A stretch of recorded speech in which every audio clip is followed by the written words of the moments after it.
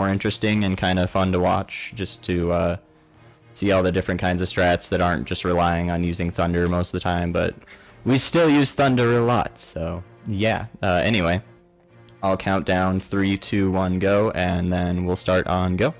So 3, 2, 1, go. So for the first battle here, we're going to be fighting Erica. We can fight the gym leaders in any order that we want. For this first fight, since Erica pretty much always sends out her Vaporeon and her Chansey most of the time, we're going to want to use like a specific team here and hope that she's pretty nice. This run is pretty RNG heavy, so the one thing, like, we'll want to try and work with the RNG the best we can, because obviously there's going to be times where we're going to get crit and other things like that, where we're going to have to restart fights and stuff. But yeah, so for this first fight, we're going to want to go ahead and explode with Pineco here.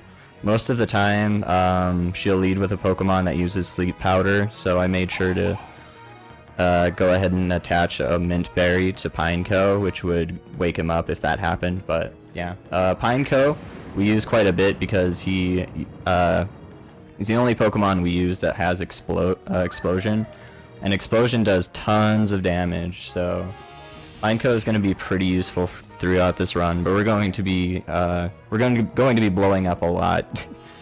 Going to be blowing up a lot this run, because that's going to be our main source of damage for the most part.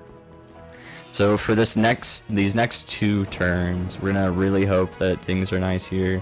We're gonna hope that Vaporeon doesn't crit us with Surf, and we're gonna hope that we also hit the Thunder afterwards, because we're going to be using Mirror Coat here, the Mirror Coat that this rental Voltorb has. And since Voltorb is a Voltorb and not like an Electrode, he's going to take quite a bit of damage for most hits. So Mirror Coat will do a ton of damage. Vaporeon has a lot of HP though, so that won't quite kill no matter what he does. So we're going to want to try and hit this Thunder and hope we do. And if we don't, then it's going to be super bad because Vaporeon's going to use Rest. Nice, we hit it. That's awesome. So we don't need to worry. This fight's pretty home free now. She will either send out Blossom or Chansey here, and Chansey we can hopefully, well, either one of them. Hopefully we crit them, but I think Blossom doesn't die to the self-destruct crit here. Chansey does though, so if we did that to Chansey and it crit, it would actually be really fast. But yeah, we have Fearow as our third Pokemon coming out here. These 3 Pokemon we actually use a ton throughout the run, so you'll be seeing them a lot. Fearow has Drill Peck and Hyper Beam, and he's pretty fast as well. And he has Stab for both of those moves, which means he gets type bonus to those moves that make them do more damage. So they're pretty useful, and Fearow's an alright Pokemon as it is. Competitively, probably, I would avoid using him, but either way, good fight. We didn't lose, which is great.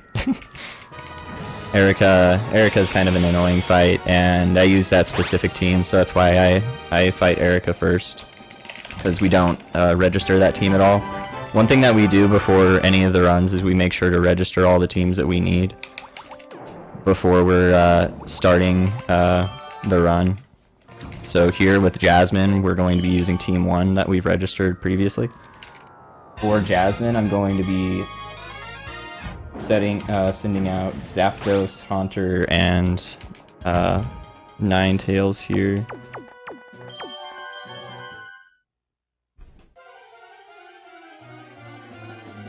There we go. I hope the volume's a little better with the game. Sorry about that. I just saw that, so. Alright, so with Jasmine, typically the normal strat to save a lot of time is to hope we just hit a bunch of Horn Drills with Nidoking. But yeah, luckily we got the team that I wanted here. So with Mantine, we're going to go ahead and just switch out to Haunter immediately. because she's going to switch out to her Steelix, which she always has on her team. And this Steelix is basically like the biggest wall of her team. So when we send out Haunter here, Haunter has Destiny Bond, and Destiny Bond is very useful for a lot of fights, because if you use Destiny Bond before a Pokemon faints your Pokemon, like an enemy Pokemon faints your Pokemon, it will make the enemy's Pokemon lose all of their health.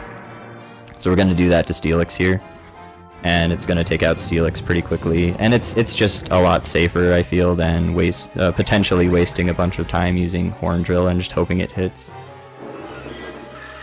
And then after Steelix is fainted here, we're just going to go ahead and send out Zapdos again, because for the most part every other Pokemon dies to Zapdos fairly easily. One thing that we do need to hope though is Zapdos needs to hit these Thunders that we're gonna be doing. Fortress is alright. It's gonna take like I think about 2 or 3 hits of Thunder to kill, sadly, but it is what it is. It would be nicer if Jasmine sent out Skarmory or Corsola instead, but if we do manage to take out Fortress here, which if we hit another Thunder, we should be able to do that fine, if he also doesn't crit a bunch. Mantine should be a one-hit kill with Thunder if we can hit that.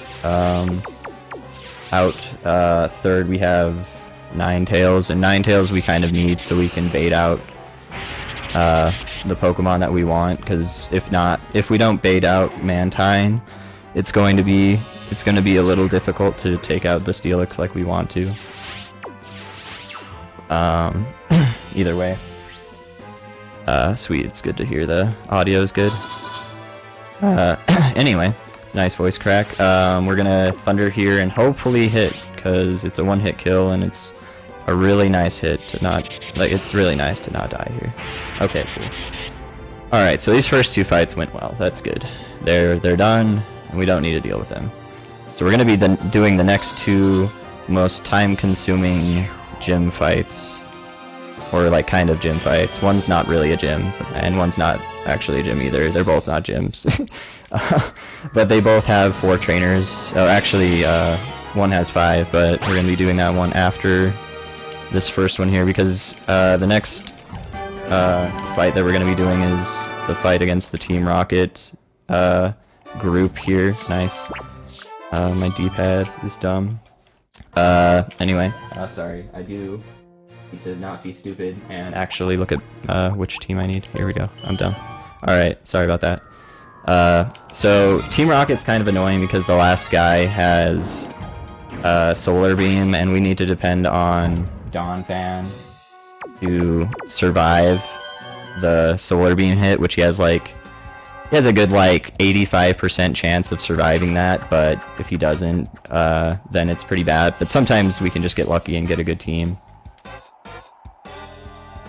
Hopefully that's how it works, because if we lose to the last guy, it wastes a good 10 or 12 minutes. Record for this category is a 2:13:54, I think. And yeah, so I mean we have a decent amount of time to work with, but we're gonna hope that we don't get totally wrecked by RNG. We're gonna Psychic Geodude here, just so that we will have a Psychic off on the next Pokemon that he sends out, because most of the time he'll switch out. Pineco's good because I think he's a range at least with Psychic. Yeah, we didn't quite hit the range, but he's slower than Kadabra anyway, so if we don't hit the range of damage, there's a lower range and a higher range that the moves can do, and Pineco can die in one hit to Psychic, but if not, we use Thunder Punch to finish him off, because Thunder Punch is actually a quicker animation than Psychic. So that saves a little bit of time. And then yeah, we're just gonna Psychic everything else. This team's pretty tame. All they do is, all the Pokemon do on this team is spam Explode moves. So we just psychic everything, and if they kill Kadabra, then we just go ahead and send out. I mean, it kind of depends on what they send out, but usually we end up sending out Donphan later to finish him up, if we need to. Donphan has Earthquake, and he's a pretty good user of it. He's not really very fast, but he's fast enough to be faster than like most of the Pokemon, especially on this team. Nice. What a good range. What what a good range. That's pretty terrible RNG. Ah, rip. Yeah, and we got a death too. You mad, bro? Alright, we'll send out Donphan here. I guess I could have sent out Graveler and Exploded, but that would have been kind of dumb, because we would have had another death animation. Hopefully this will be fine. I'm pretty sure Donphan's way faster. Yeah. Alright, so that fight's fine. But the thing is, remember, if we lose, if we lose to, I don't know if I explained this really well, but if we lose to the fourth guy, we have to fight all of them all over again. I guess I didn't quite say that, but yeah, that's why we waste so much time if we lose to him. So we might have to end up fighting this Rocket again. So this might not be the last that we see of him, but hopefully if everything goes according to plan, we should be fine. Hopefully. Alright, so for this next team, this person spams Detect and Toxic. And we're gonna go ahead and lead with Graveler here. If she doesn't lead with Houndour, we're gonna Explode. If she does, we're gonna use Earthquake. So most of the time, I typically see her lead with Dunsparce, so we're just gonna go ahead and Explode on Dunsparce here, and that should kill Dunsparce pretty easily. And then after that, we send out Voltorb. If she sends out Zubat or Murkrow next, we can go ahead and Thunder those two with Voltorb, and hope they hit, because those are one-hit kills with Thunder. But if she sends out anything else, we just Explode again. This fight's pretty safe for the most part. Pretty safe. Typically. I've maybe lost like a couple times on this fight, but it's I don't feel like it's very common.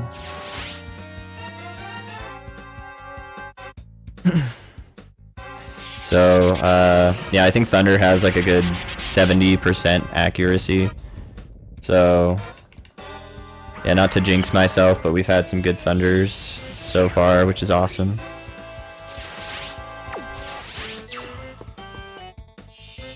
So for this one, we're just gonna go ahead and Explode, and that should kill, I think.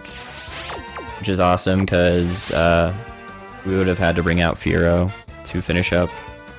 And that would have been super safe, because like one Drill Peck is enough to kill Spinarak. Yeah, cool. Good fight. That was a pretty good fight for sure.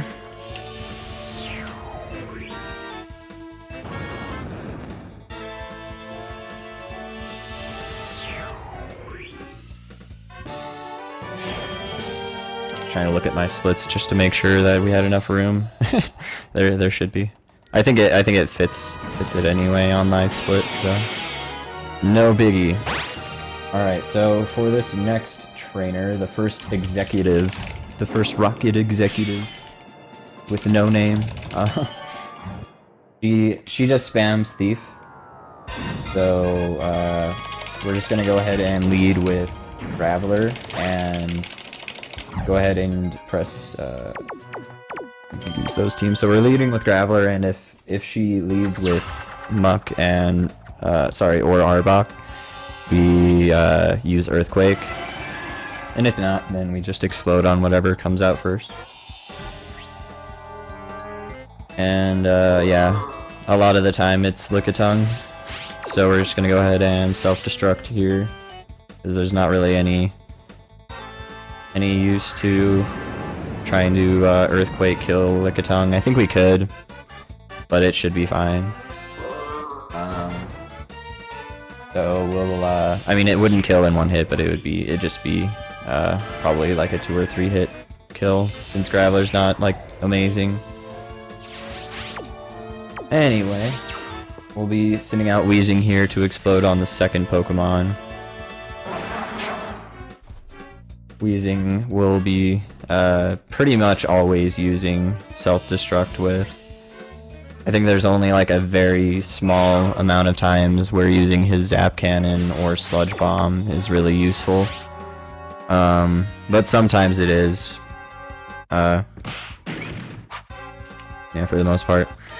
But yeah, as I said, she just spams Thief, and it's well, she uses Thief once, and then she actually starts fighting for real. So it's kind of a dumb fight. So, awesome. I'm gonna send out Fearow here to go ahead and finish off. For the most part, I don't think there's really much that can happen to kill Fearow here. He might be able to get crit. But, usually she'll send out, I was gonna say, I think she typically will send out, like, Vileplume and stuff first. But I think Arbok could kill. We'll see. Alright, so that did, yeah, good amount of damage.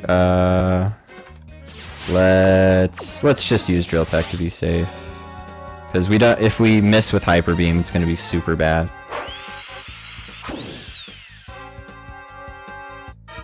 We could have Hyper Beam there, but if we missed Hyper Beam, which is possible, nice, we got crit. Of course, oof. Oof, man. Oof. What can I say? We had to not get crit there, man. That's the one thing that had to not happen for that fight. And we didn't even get to the hardest fight either. That's rough. Alright, let's hope. Let's hope, guys. Again, I did give myself plenty of time to work with some bad RNG, so there shouldn't be a huge issue, but it's slow. Hey, it's that guy we didn't want to see again. Alright, let's hope that Fearow doesn't get totally wrecked this time. We get to hear this music more. As you can see, this is an amazing idea to submit to in a marathon, by the way. It's a fun run, and I definitely think it's cool to show off, but it's a very not marathon safe run.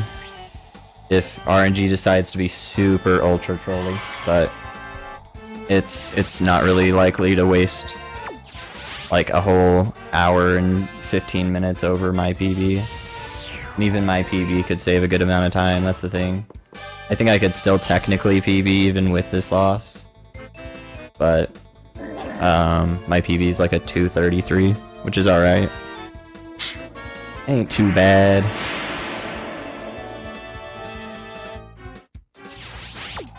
We also didn't kill the Pineco this time. That's rough.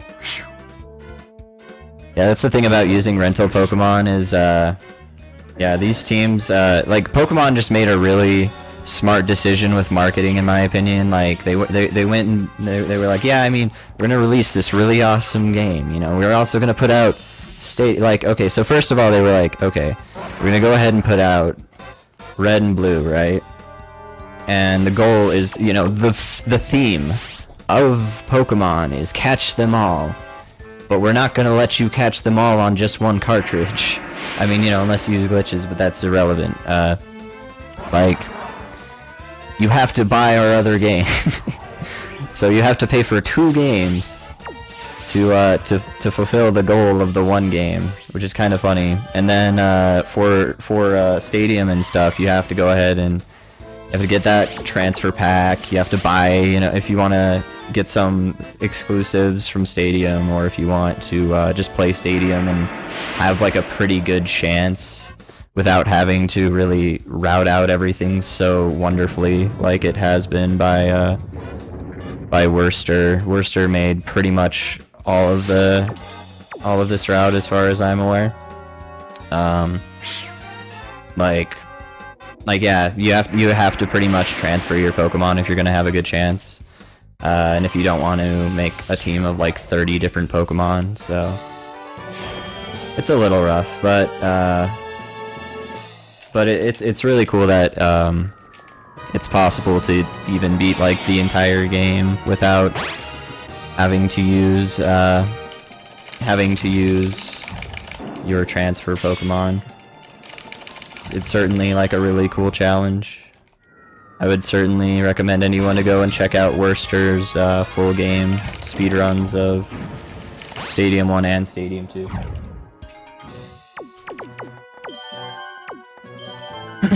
They're both pretty cool runs, and I think he's gotten both down to less than 24 hours now. I forget if Stadium 2 is less than 24. It might be like 26. I think it's like 20 though. It's pretty good. It's a pretty good run. Alright, so yeah, let's hope we don't get wrecked by the executives.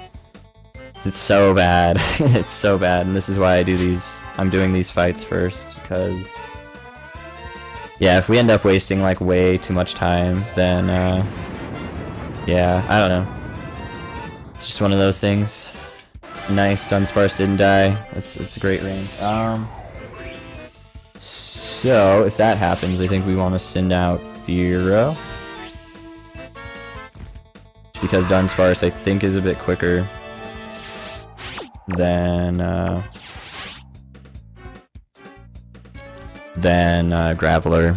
And if she sends out something good against Fearow here, then that should be fine, but we'll probably switch out to Graveler here, I think. Or not Graveler, sorry, I'm stupid. Voltorb is what I meant. Maybe that's a good idea, maybe not.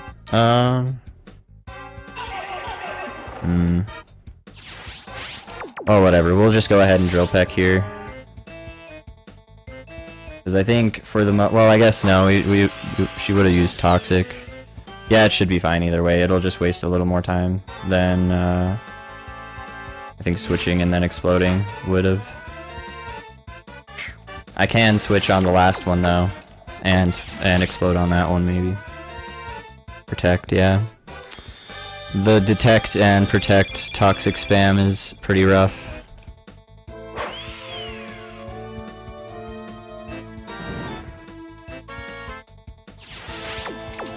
So make sure you avoid wasting more time here if you don't want to like be nice.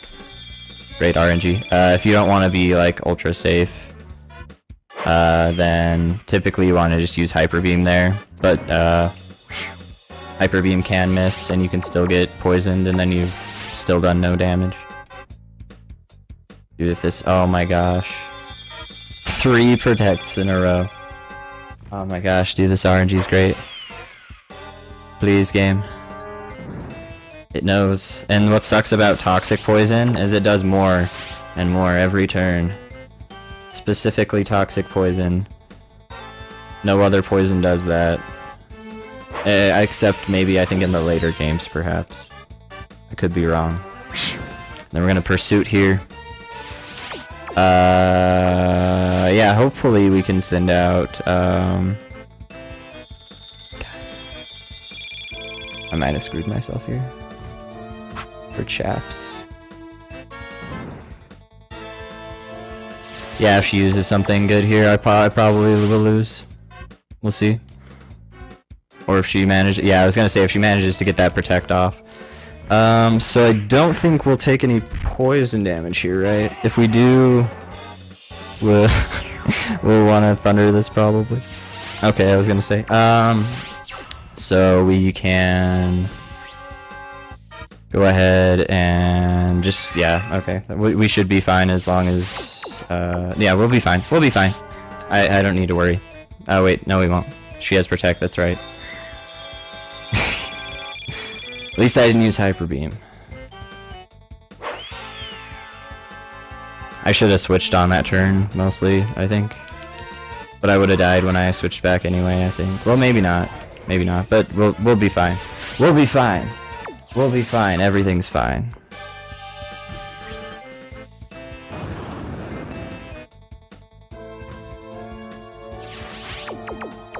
If we're using Toxic here, So we'll Thunder here.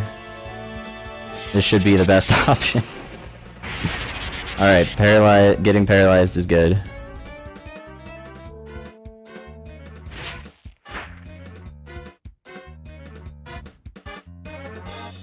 Alright, and we'll use Thunder again. We should be fine. This was just a dumb move. Definitely a dumb move. And a bit of a time waste. I think I should have just sent out Voltorb and tried to kill Dunsparce. Because I was kind of thinking otherwise about it.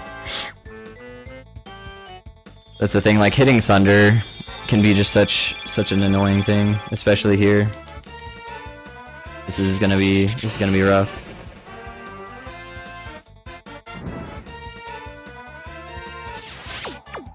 But again, we have a good amount of time to work with. Dude, this game is getting some insane protects off. Insane protects. Absolutely bonkers protects, man. Please, game. Please.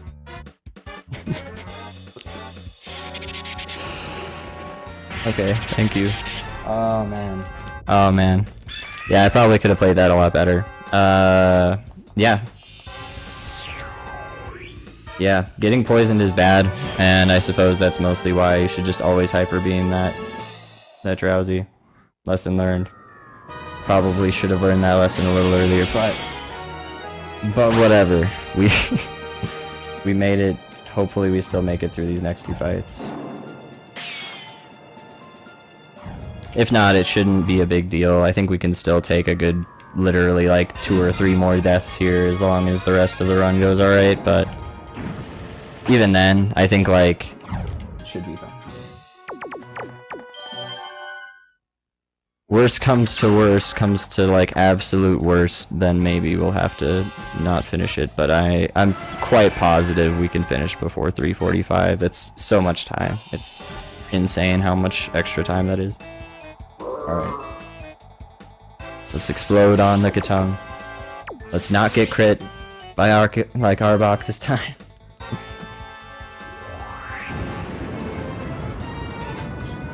Oh man. This music though, it's probably like my favorite music, some of my favorite music in the game.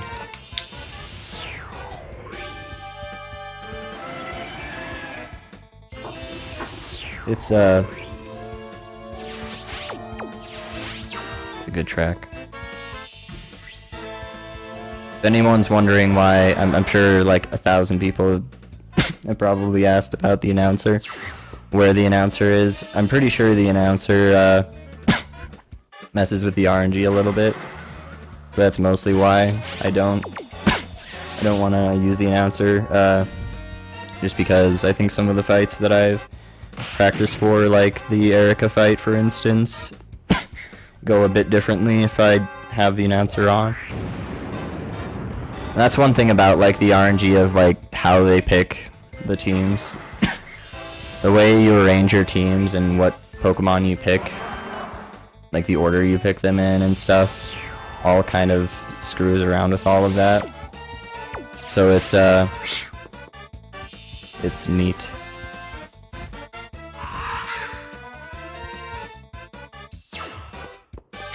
The announcer does make the run pretty enjoyable though, just from some of the absurd things he says. So we'll want to drill peck here, I'm pretty sure. There's not really much point in not drill pecking. And right. Then I think we'll want to just Hyper Beam, because he's gonna use Super Fang, without a doubt. And if we miss Hyper Beam, then it's not gonna make us charge up again or anything, so cool. Alright, so that fight went alright. Now we're gonna hope that the hardest fight in this line of fights is just so great that it's at the end here. But hopefully we get a good fight. So for this next fight here, we're going to be leading with Graveler, and we're also going to have Donphan and Wheezing on our team. We're going to... Basically, if he leads with anything but Victory Bell, then we're going to explode on those with Graveler. And if so, like if he doesn't lead with Victory Bell, then that's a pretty good team most of the time. If he leads with Victory Bell though, then that's the harder team. Okay, cool.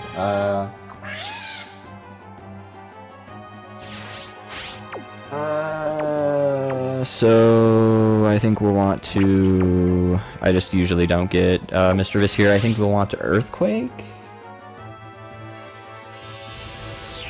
Okay, no, usually you'll want to... Yeah, okay, this is why.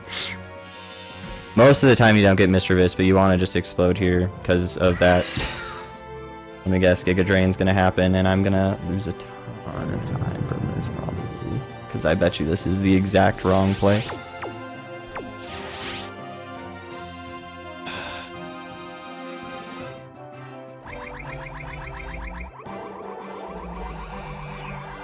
Oh man, okay, good. Thank you.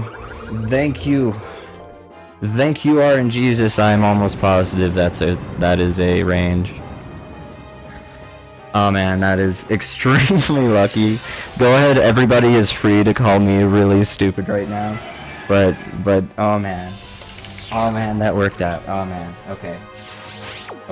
Okay. We should be fine with Donphan now. Unless we get really wrecked by, like, some crits. But that was... Oh, man. Oh, man. Oh, man. Sorry. I had to just take a second to just bask in how bad of a decision that was. Alright, so we're gonna Earthquake here. Luckily, he has to charge up for his Solar Beam here. One thing is, if Victory Bell leads, we have to switch, and Victory Bell will use Sunny Day. And that makes it so if Houndoom does, like basically Houndoom will come out after that and just immediately use Solar Beam. And if that happens, then Donphan has a 15% chance to actually get fainted there. And that's just pretty much fight over. There's almost no recovering from that. Like essentially no recovering from that, so it's really nice that it ended up working out this way. Hopefully we don't get wrecked here, but I'm pretty sure we should be fine.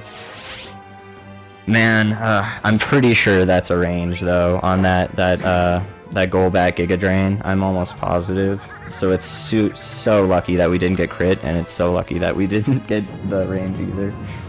I am a really cheeky person after that.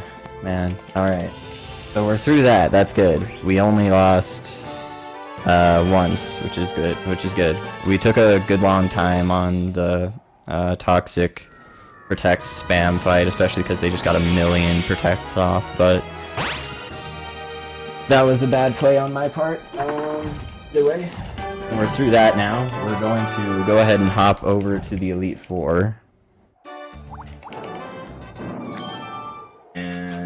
I am quite positive that we use Team 6 here, yep. Okay.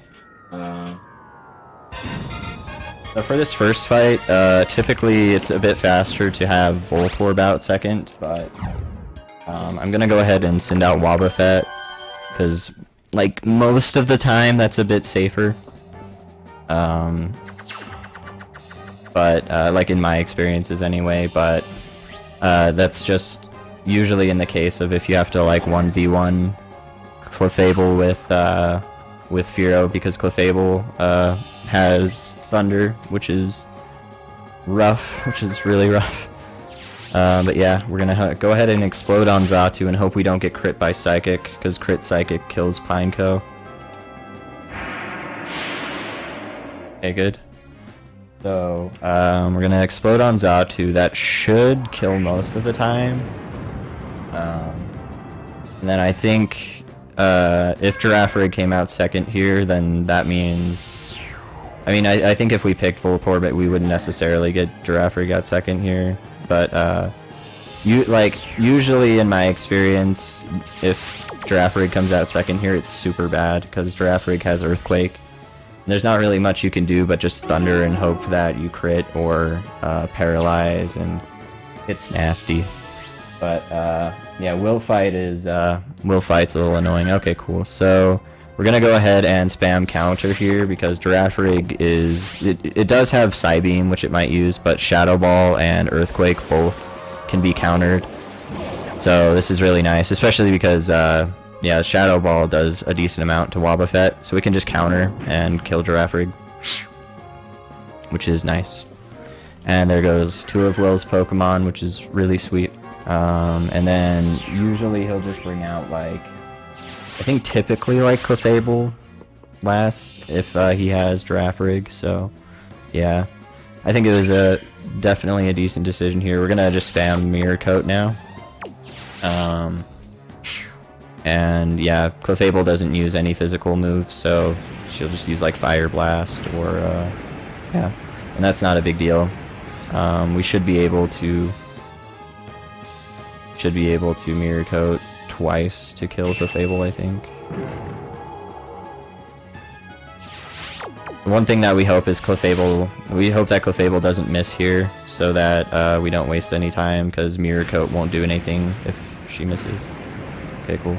If she crit, that would have kind of sucked, but overall, I'm pretty sure Drill Peck would have killed fine. So that will fight went fairly decently. It would have been a bit faster, I think, if we did end up having Voltorb. Well, I don't know. Well, in that fight, that team specifically, I think this is better, but Voltorb is usually a bit faster in like every other case, just if you get the strats right and you don't lose to Clefable. So the next fight here is Koga. Koga is really trolly because he spams double team hardcore, and if we miss a bunch of times, then we're probably going to lose the fight, but we have a pretty good chance of not missing, so here's to hoping. We're gonna go ahead and explode on the first Pokemon. They'll use double team without a doubt, and they're always faster than Pineco, so we hope that we don't miss the explode. If we do, then we just have to hope that we can sweep with Kadabra and Hero well enough. Typically it's a bit of a tough fight if you don't get this explode off. If you don't hit. Hopefully, yeah, hopefully it'll hit. That would just be really nice. Nice. Okay, good. Good. So after that, we just go ahead and send in Kadabra.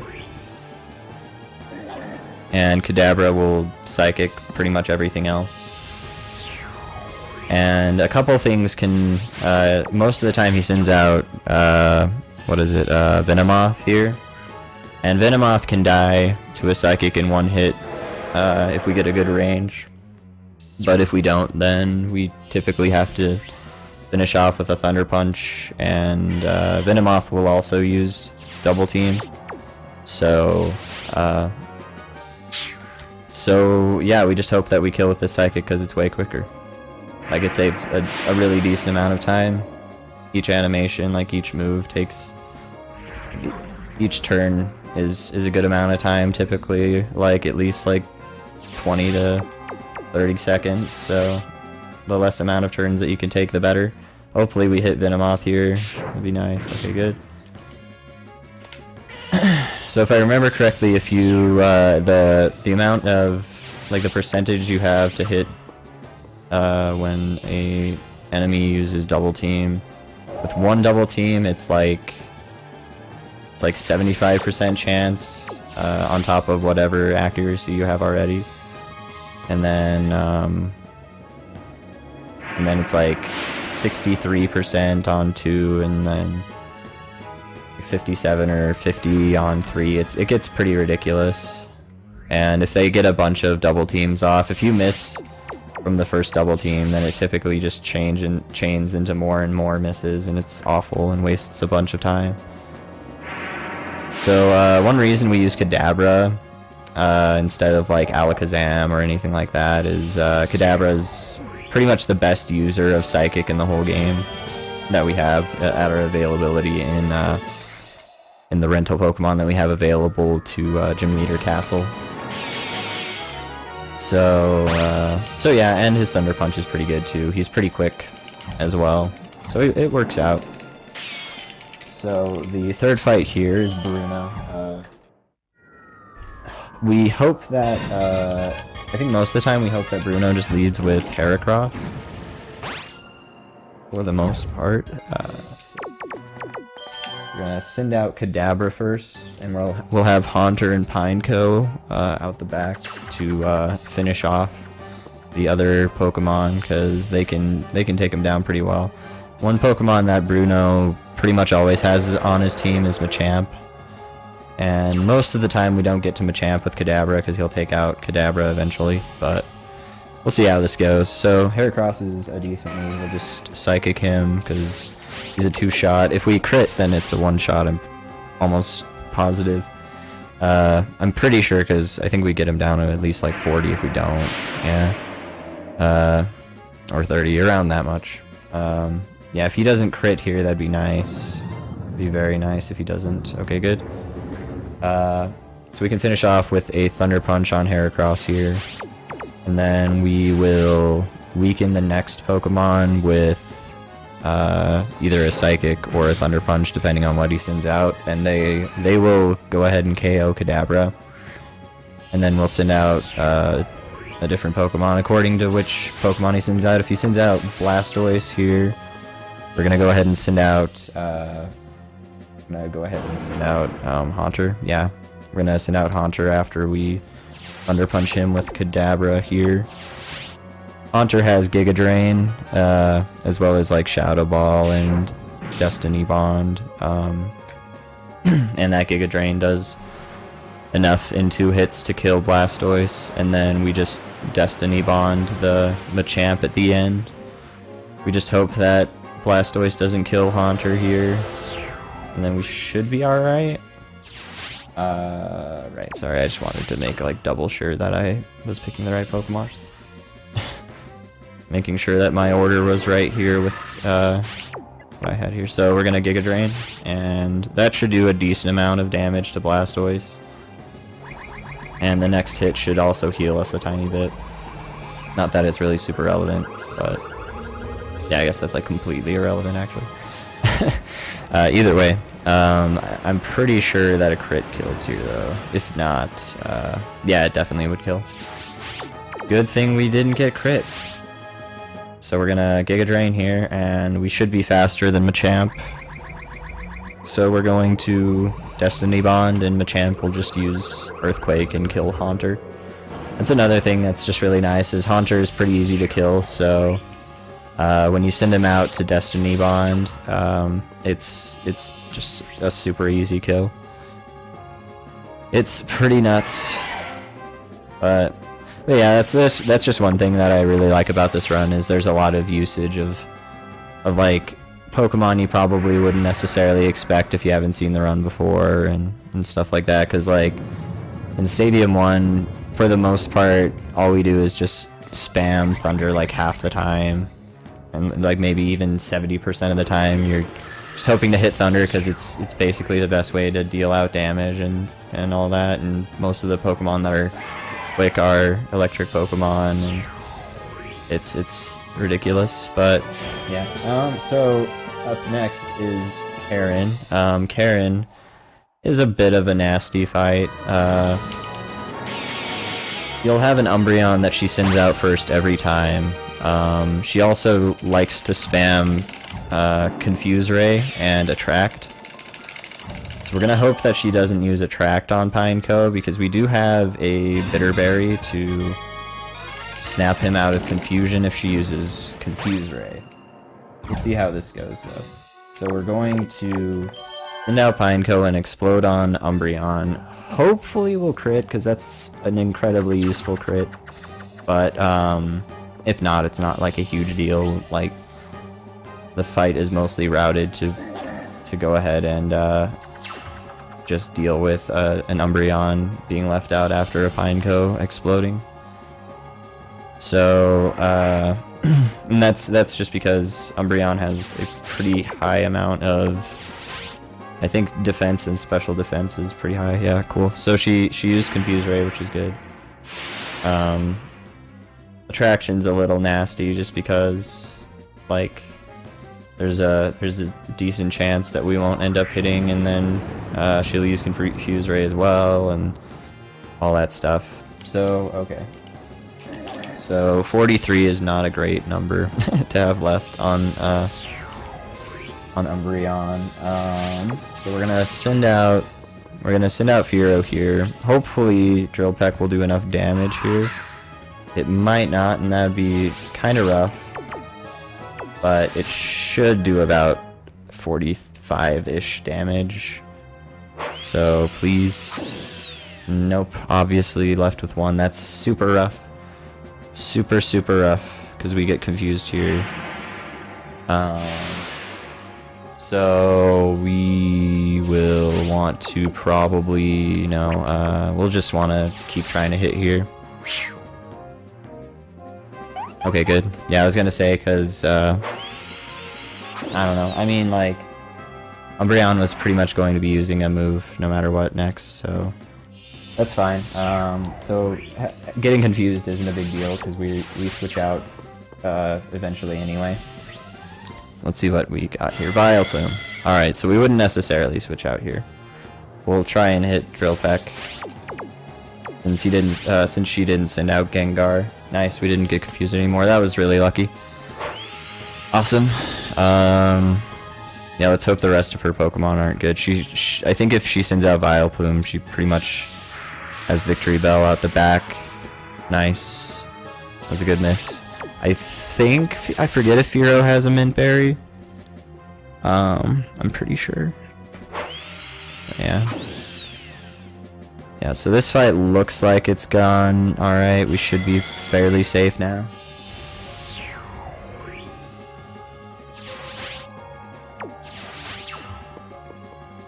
For the most part, at least. I think we should be good, yeah. Victory Bell, I'm almost positive, dies to Drill Peck in 1 hit every time.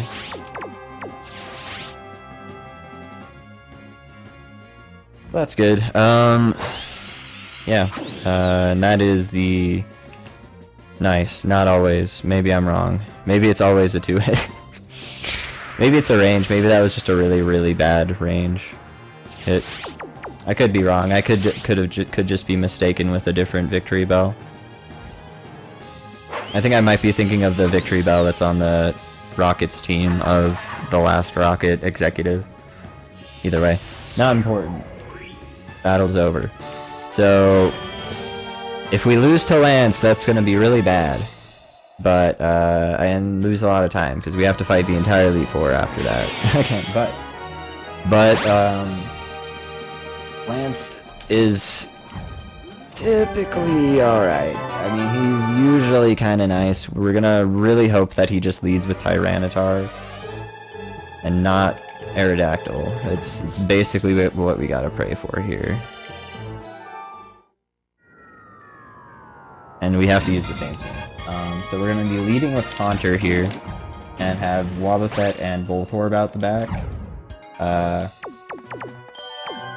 So yeah, hopefully he just sends out Tyranitar, and then we can just Destiny Bond and send out Wobbuffet and be fairly safe for the most part, unless we just get really unfortunate RNG. But you know, I mean, this is a marathon, so you know, like our RNG chances of being bad go up significantly in these cases. Nice. Okay, so Tyranitar lead is good.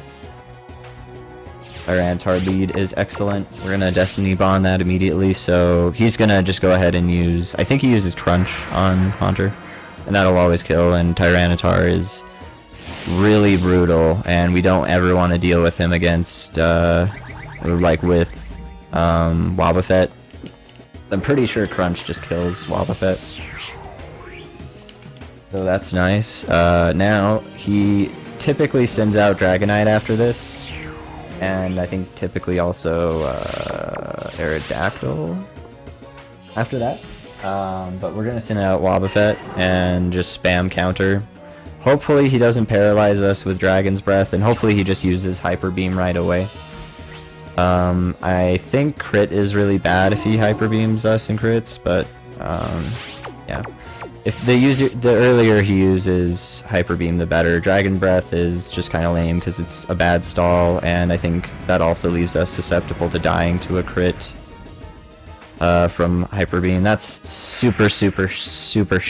Hopefully we... Ooh, yeah, I'm pretty sure we can still take a Hyper Beam, but... Let's see... Cool. So we're gonna want a Destiny Bond.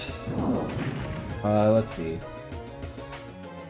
We have Voltorb, but Voltorb is gonna be pretty useless. Yeah, I guess we just have to hope we don't die to... I mean, I think we're gonna have to Thunder that Aerodactyl. Or Charizard, oh man, okay. Yeah, I think we might be... well, whatever. Let's hope we get a good... no, that's kind of shit. Okay,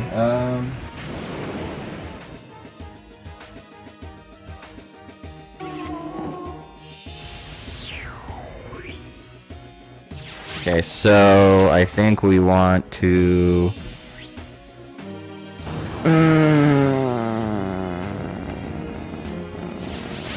I think Mirror Coat's the right move. Either way, I mean, if we die, then we die. Because he was faster anyway. Okay, good. Mirror Coat was the right move. Let's go! Longest time-wasting fights are done. Alright. Sweet. I'm so happy that's over with, because I would have been so sad if we lost the lance. Especially after that Team Rocket loss. Cool. So let's go ahead and...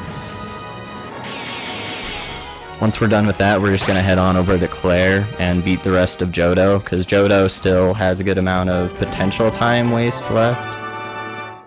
Since their fights have multiple trainers. Kanto can be a bit tricky, but I think Kanto will be a little bit better to end with, for the most part. Yeah, that's very, very nice that we didn't take forever on that. Okay. So on Claire's team, we're gonna go ahead and use Team 2. The first two fights are super easy. Claire's fight can be a little annoying sometimes, but usually she's pretty nice, so... Almost picked the wrong Pokemon there. That would have been kind of lame. Alright. I like this gym. This gym's cool. This was always, like, I think one of my favorite gyms to free play in as a kid. Besides the champion one, that Lance has. The Lance battlefield's pretty cool. But yeah, we're gonna go ahead and explode on the first Pokemon and then just sweep with Fearow. It's pretty simple because the first two trainers in this gym like just have unevolved Pokemon that are all pretty weak. So yeah, the first two fights are just very basic, incredibly hard to mess up.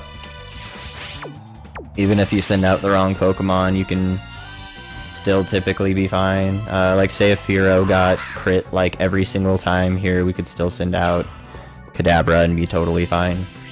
So, no need to worry at all for this gym. For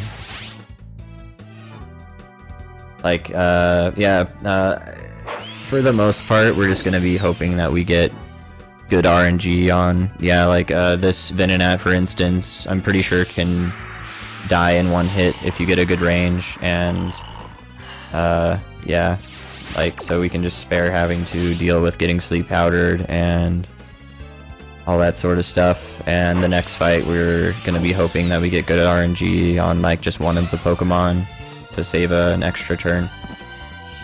It's pretty much all of the speed tech to this gym. It's interesting though. I don't get why they have totally crap Pokemon. I don't like, cause it's not like the gym is like this in the regular games in Gold and Silver or Crystal. It's like, I'm pretty sure anyway. If I recall correctly, I'm pretty sure they don't. Maybe I'm wrong. I think they just have like a bunch of Dratinis and Dragonairs and stuff. So that fight's over. That was almost as if nothing happened. But yeah, the next trainer is also super easy. He's another cool trainer. We're gonna lead with Weezing and then go ahead and sweep with Kadabra instead of Fearow, because Kadabra is a little bit better for sweeping the other Pokemon that he has.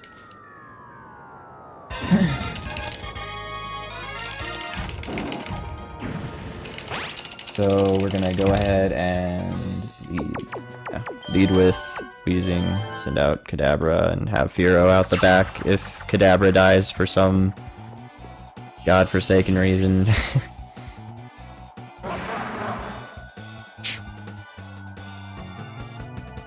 But yeah, not much to explain here, really. I think if he has Charmander, it's one of these second Pokemon that's usually kind of lame. I think it's better if he leads with Charmander, because the explosion should kill him every time. Maybe like if he doesn't send out Charmander at all, that would be awesome. And if he sends out Bulbasaur, that is what saves the turn. I think most of the time he leads with his Charmander though. And his Charmander is like a golden Charmander, which I'm pretty sure is the color of like shiny Charmanders. I think there may be like a little bit of a green, but his isn't a shiny. But yeah, like, cause there is like a sparkle to shiny Pokemon in this game, but like they do the sparkle effect, but you can only encounter shinies in I think Challenge Cup, because every other Pokemon is... I don't think there's like any chance of encountering a shiny in any other case, as far as I'm aware. But I know Worcester's encountered like a shiny Onix in Challenge Cup once, which is neat. Yeah, I think... I don't know if it's the fire Pokemon we don't want to come out, but... well, I guess I think actually no. I think it's mostly just Charmander, because Charmander's fast. So that's good. If we have Bulbasaur coming out here third, that should be like a pretty awesome fight. Nice, awesome. That was, yeah, about as good as that fight could go, I think. Unless we crit the other guy. I think if we crit the second guy, that would have been perfect, essentially. Or at least not perfect, but perfect for the strats that we were using for the most part. But Bulbasaur always gets one hit by Psychic, so we do that, and that's cool. So Claire is a bit of an interesting fight. We're going to be sending out Wobbuffet, and we're gonna have Voltorb and Starmie out the back. And yeah, once we get to that fight, we'll explain some of the strats here. But yeah, for the most part, this fight isn't too bad unless you get just really bad luck. So we're gonna send out Wobbuffet first, and yeah, lead with or have a Voltorb and Starmie out the back just to sweep in case Wobbuffet does die, which I'm pretty sure he will later. Like typically, like 2 Pokemon in, I think he tends to. But yeah, we're gonna Mirror Coat everything that isn't a Rhydon, because they'll just spam special moves for the most part. Hopefully Kingdra hits this. Okay, good. This Hydro Pump can miss, and that's trolly and annoying. If we get crit by Hydro Pump, that's usually pretty bad. But yeah, Kingdra's dead. Good. And let's see. So if she sends out anything that isn't Rhydon second, we're gonna go ahead and yeah, we're gonna Destiny Bond this, because Arcanine's gonna do a decent amount of damage anyway. And this is just super safe. So yeah.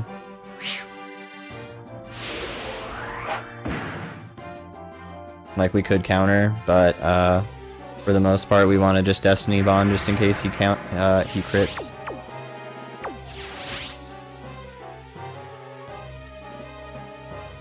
Because that is super sad when that happens. One thing is, the Destiny Bond that you do use, if you're second, then it does, like, last on to the next hit that they do. So if you just keep spamming Destiny Bond and die, you're going to take them out. So, that was cool. Then we're gonna send out Voltorb.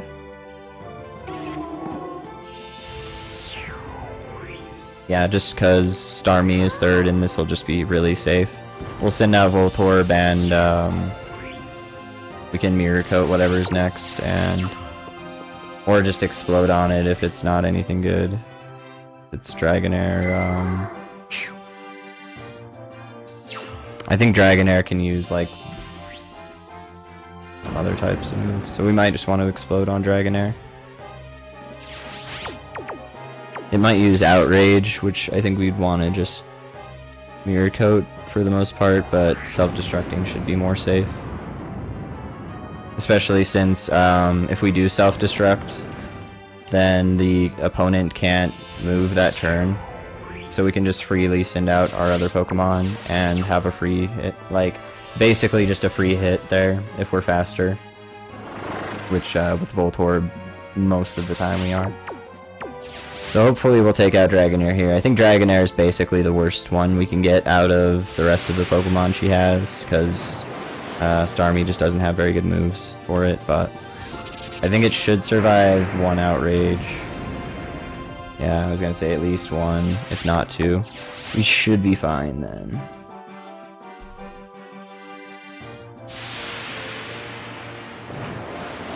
Awesome. Alright, so that was Claire, and Claire, yeah, if Claire sends out Dragonair, it can be a bit trolly, so I think it was a good idea that we just went ahead and exploded on her. It's probably the safest idea.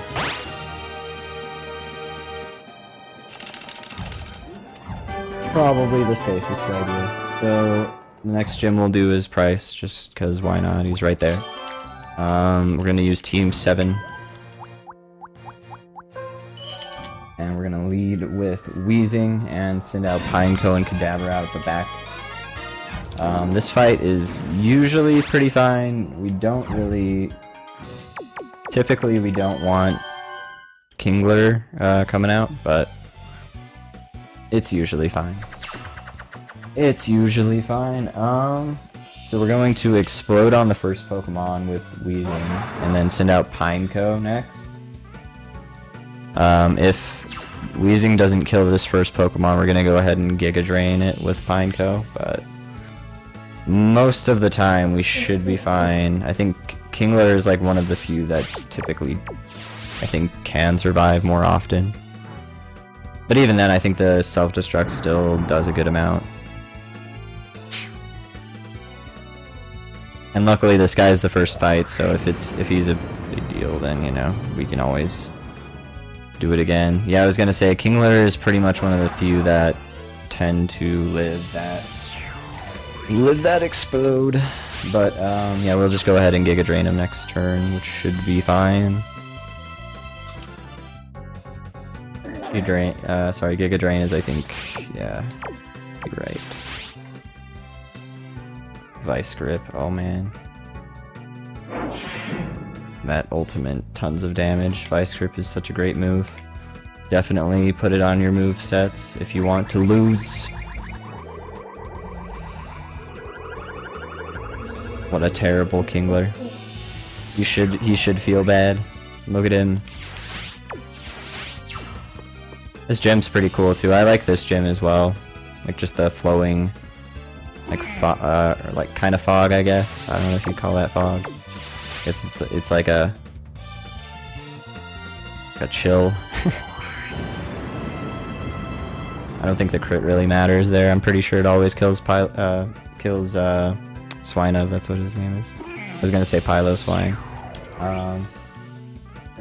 So then we'll send out Kadabra to finish off, and hopefully Kadabra doesn't die. I'm pretty sure Kadabra should be fine for the most part.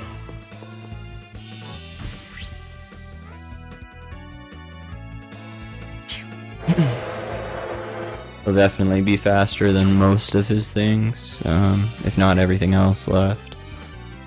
Yeah, we can just go ahead and Thunder Punch here. I think Thunder Punch one-shots Cloyster. Oh, sorry, not Cloyster, freaking Shelder in one hit. Keep mixing up names. Which is dumb, because I definitely know the names. I just, I don't know why I'm mixing them up, but anyway. They're so similar sounding. Come on. Come on! Like, how dare I call myself a Pokemon runner? I guess I don't really call myself a runner. If I ran the main series games more, I would maybe call myself a Pokemon speedrunner, but I don't think running Stadium and Stadium 2 necessarily totally ultra counts as opposed to regular counting. We're gonna send out Weezing first here, and then go ahead and send out Voltorb and Kadabra after that. And we're going to explode on the first one, and then Voltorb should be able to handle a good amount of the other ones after that. There's a good amount of Pokemon that Voltorb can Thunder. I don't think we necessarily want to have to Thunder, but it can be nice if we hit the Thunders and explode on the last Pokemon and not have to send out Kadabra to clean up.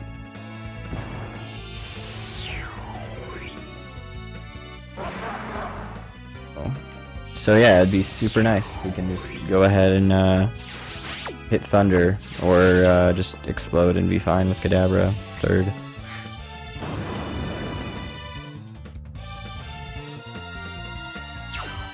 We'll see how it goes. Cubo now. Sorry. I always say it that way. Yeah, let's go ahead and just self-destruct on Cubo now.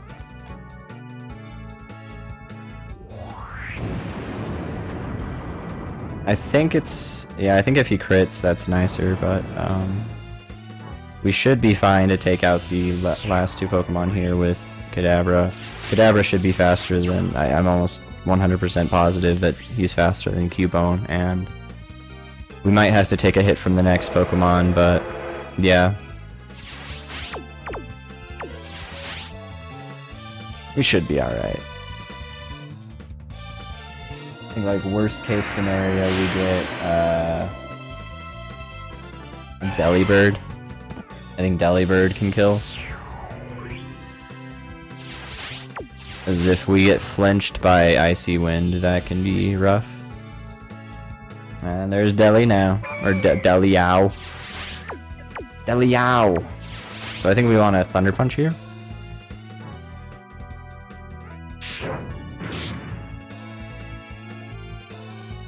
Okay. And we just hope we don't get... well, actually, yeah. We shouldn't get flinched, because we... well, I think we shouldn't get flinched. Oh, wait, no, that's right. I'm stupid. Because speed drop, that's right. That's what I was thinking. And the headbutt. That was mostly it. I was like, I think Icy Wind doesn't flinch. I don't know why I was thinking that, but yeah. Okay, good. We're good. We're good. Everything's fine. I hate you, Delibird. If he hits headbutt and we flinch, then Delibird will typically fly after that because he can kill with fly, so we want to use Reflect if he does to survive that hit and try and hit him again. And I think that's pretty much most of the time safe enough. Depending on if we still survive after putting up the Reflect.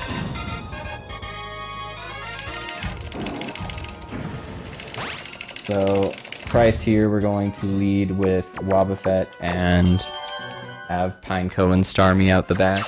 We're going to counter Donphan or Ursaring and then Mirror Coat, anything else. Let's see. Yeah, we're gonna counter Donphan here. I was gonna say, I think there's like, I don't think really any other Pokemon come out.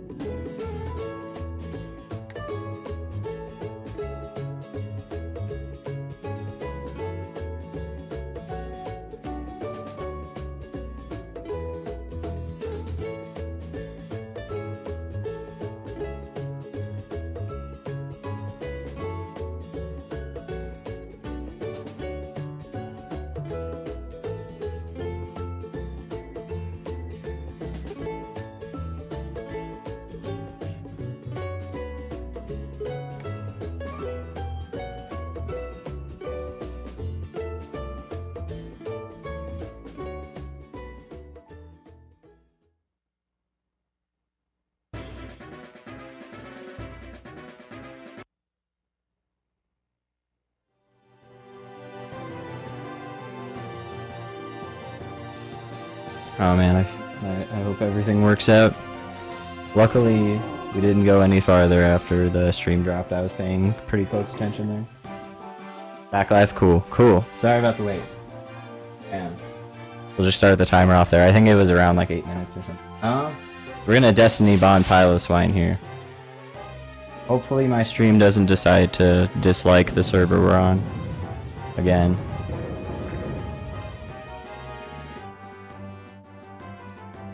Either way, I think that amount of time shouldn't really matter too much. Because we still, since we got through the Elite Four fight and the Team Rocket fight, overall, like, those were the biggest time wastes overall. So, I think we had plenty of time to deal with a technical difficulty. Hopefully it should work out alright now, though. So yeah, we're gonna go ahead and Destiny Bond Price's Piloswine here. And then we're gonna go ahead and send out Pinecode to explode on his last Pokemon, and if we need to, we can sweep with Starmie. I think it was around 8 minutes anyway. My apologies if it was not quite that much. It seemed like around 8 minutes or 10 minutes or so that we were down. My apologies to everyone who was watching. Hope that wasn't a huge downer. I'm sure it was not a huge deal, but I mean, think about it. We could be this far back if Team Rocket just decided to be super mean, or if Lance decided to be super mean. No worries, no worries. We're good. We in there. We in there. Okay, nice. And we also killed Jinx. That's good. Good. Alright. So, that is the end of Price. So we're gonna go from Price to Chuck here, because we already fought Team Rocket and Jasmine. And then, yeah, we're gonna go and fight Chuck. Chuck can be kind of an annoying fight. The guy before Chuck, the ninja boy, is kind of a little bit of a tough fight, and then, Chuck can be a little bit of an annoying fight, too. But yeah. We're gonna pick team 3 for this one. And for the first team, we're gonna lead with Graveler and then have Wheezing and Firo out the back.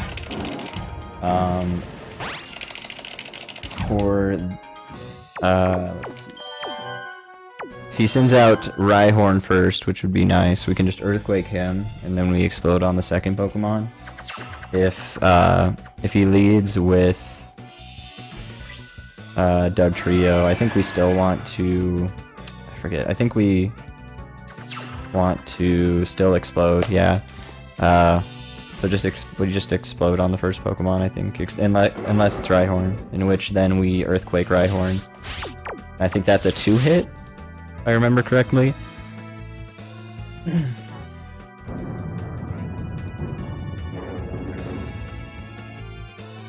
Yeah. And if, yeah, hopefully we don't get crit by Horndrill. It's, that is this kid's gimmick here, is to spam Horndrill with, like, every other Pokemon, essentially. I think he at least tries it once per Pokemon. So, yeah. If the Pokemon can learn Horndrill, or, I don't think he even has Fissure, so just, like, anything with Horndrill. I think he also has, like, a Ponyta. Well, not a Ponyta. Speaking and Nidorino. There we go. And then we're gonna go ahead and explode on this Hitmontop. The one thing about this Hitmontop is if he comes out last, we want to make sure not to Drill Peck him right away with Firo, because Firo is our last Pokemon that we can use here. And or the last Pokemon that we use when the trainer leads with 2 other Pokemon. But he'll basically just counter that Drill Peck right away, so we want to use Pursuit so that it'll bait him out of using Counter. So he'll just go ahead and use his other moves like Triple Kick and stuff, and we can then use Drill Peck without the danger of getting countered, because he just won't counter after that. Nice, that hit. That sucks. I wanted to explode with Wheezing. Hopefully he doesn't hit Horndrill on Firo. That would be unfortunate. Let's see. I think we want to just, yeah, Horndrill. I don't think Hyper Beam would kill in one hit. I'm pretty sure, but I could be wrong. Yeah, that definitely would not have killed. We want a Hyper Beam now, though. Nice, he one-hit KO'd us twice now, come on. Really, game? Really, game? Really? Really, game? Really? 2 Horndrills in a row. 2 Horndrills in a row. Gets 1,000,000 protects on Team Rocket, and then Horndrills me twice. What a game. Alright, well that's fine. That's only gonna waste like 3 minutes or something. Not a huge deal. Now we just hope he doesn't get as lucky with Horndrill again, because that was stupid. Alright, yeah, we'll go ahead and lead with Graveler and Wheezing again, and then send out Firo. Yeah, hopefully he doesn't get that lucky. That was stupid. That was super stupid. Hope you guys enjoy the body parts that sprung about the level, or the arena. This one was always like kind of weird to me, because of just the legs and the swole guy in the back. Just like, what? Why? Why though? I forget. I'm pretty sure self-destruct from Graveler should kill Dugtrio here. Should be fine. It'd be great if Dugtrio could learn Horndrill. If he could learn Scratch, why can't he learn Horndrill, man? Right, then we'll send out Wheezing. Well actually, let's see, we might not want to send out Wheezing, but I think the reason why we might send out Wheezing, actually, I'm dumb, is because of Rhyhorn coming out. This was a dumb, I think a dumb move. Because he'll probably send out Rhyhorn now and we'll be pretty screwed. We'll see though. If he doesn't send out Rhyhorn, we'll be fine. So, there is that. I was just like, yeah, I mean, I think we can just go ahead and explode on Doug Trio. For the most part. But I think I was just thinking of a specific team whenever he doesn't send out his Rhyhorn. Because sometimes he just won't send it out at all.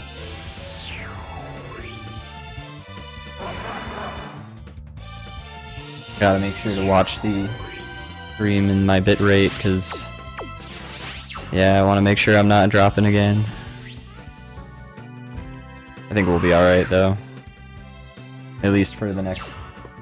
I think we should probably be done by the next time, if it happens again, if it decides to just expire after another hour or something. I'm not sure what happened. I'm sure they know, but...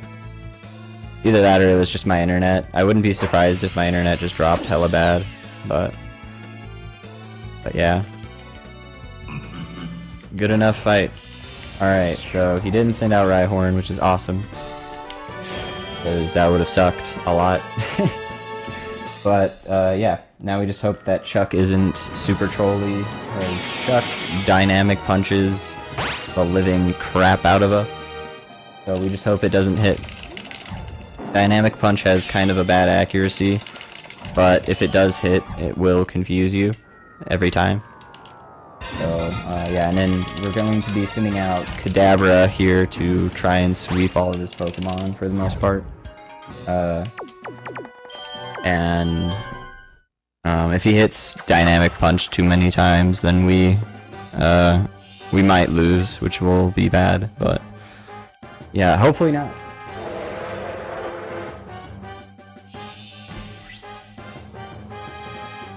Okay, so Psychic should be fine here.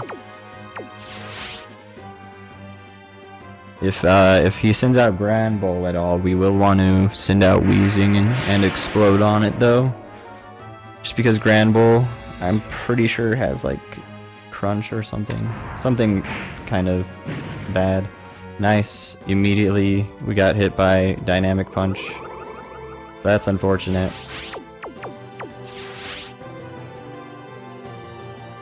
Now we just hope that we don't hit ourselves in confusion too many times, or just get crit by that. Yeah, thanks Kadabra. You did good. You tried. Alright, so we'll send in Haunter here. We're going to go ahead and Shadow Ball this Hitmonchan. And then we're going to Destiny Bond the next Pokemon.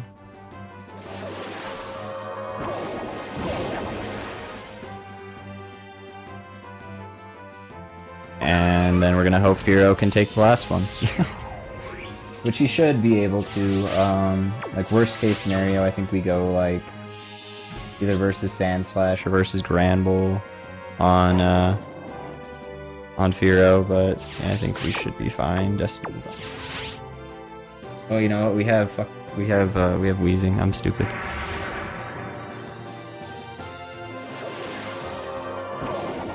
So yeah, we might be screwed. We'll see though. We'll see if Wheezing can handle this. I was gonna say I for some reason thought Firo was out the back. I don't know why. Probably screwed, but we'll see. We'll see. Chuck can be a super annoying fight. For sure, especially since his first trainer can also be an annoying fight. It is a thing. So I'm pretty sure we don't want to use Zap Cannon here. I don't think spamming Zap Cannon's the best idea. It might be better if we just quit now, but let's just see if Zap Cannon works. He's gonna be spamming Dynamic Punch for the most part, and he hit, so yeah. Yeah, I think this is pretty dead. Let's maybe spam Sludge. Yeah, he's gonna use Psychic. Okay, we're dead. What a game. Nice, we didn't hit a single hit with our confusion, man. That's rough. Alright, well, back to Nick for a third time. Good stuff. See, this is why I do Johto first. Because we want to get all of that time waste out of the way. All of that terrible time waste. Rough, man. It's a rough life running this game. It's a pretty masochist game for the most part to run if you I need to stop saying for the most part, but it's nice. You press B, that'll make it so you have to reselect your Pokemon. I'm dumb. I was just spamming A and B there. Yeah, this game is super RNG heavy, and if you want a good time, it's rough. It's so rough. It is absolutely ridiculous. Either way, we should have enough time, though. I think we'll be fine. Right, so we'll switch out to Weezing here, just in case he has Rhyhorn out the back at all, because then we'll want to take him out with Earthquake.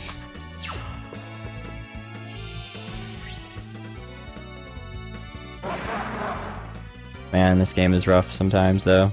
This is also why it's definitely more fit for this kind of time slot too. At least, you know, if this is gonna be having like more people awake during the North American Day and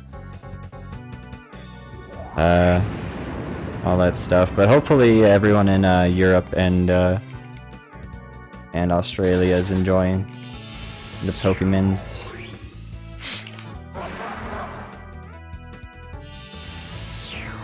I'm sure everybody is. So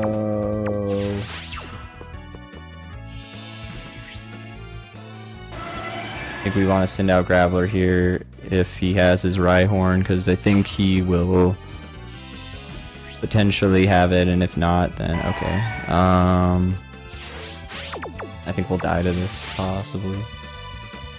Mang. So I think on Dugtrio we should just explode. It's like, yeah, if Rhyhorn doesn't come out, then Seaking might. It's like, everything sucks. Hopefully Fearow can survive the rest of this. It's gonna be rough.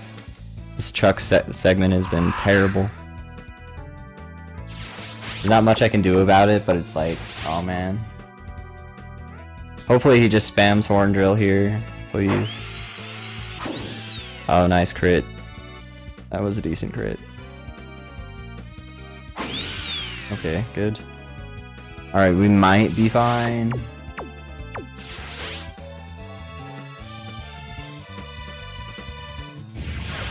Oh man, I hate Endure. It's so rough. There's a couple Pokemon with Endure, and it's just ultra trolly. It's so bad. We're gonna go ahead and just use Pursuit here because it's a shorter animation and there's only one hit point left.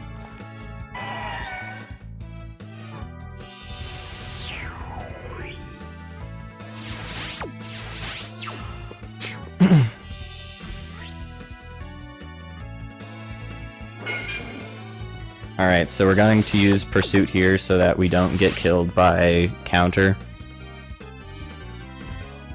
Because it's a really bad mistake to make. It's terrible. So he won't use Counter now that we went ahead and used Pursuit, so we should be good unless he just decides to use it now. Okay, I was gonna say, pretty sure that always works, because he wants to make sure he doesn't just go ahead and do a tiny bit of damage and just do as much as he can. But yeah, it's a pretty trolly fight. It's good to know that he will do that. So yeah, let's hope we don't die to Chuck again. That would be great. Let's not get hit by Dynamic Punch every time they Dynamic Punch. It is so absurd. Like, if I don't know, Dynamic Punch is a good move, and I think it was a move that was kind of used a good bit in competitive Gold, Silver, and Crystal fights. But like, come on. Like seriously, the luck on some of these fights have been insane for the AI. It's been nuts. Not that it's a big deal, but it's rough. It's rough. Hopefully we'll be fine. Hitmonchan, okay. Let's not hit dynamic punch and crit me with a Mach punch again here. That'd be let's just crit the Hitmonchan. That'd be awesome. That's not a crit. I think we can Thunder Punch him. Okay. We will do that. Yeah. Even a crit Mach Punch here wouldn't be a huge deal. Just the fact that he hit the Dynamic Punch and crit us with Mach Punch is pretty nuts. Unnecessary crit hype. Cool. So we're a lot better off than we were last time already. But we'll see how the rest of this goes. We should just be able to spam Psychic for the whole time, and then finish up with Wheezing and Haunter.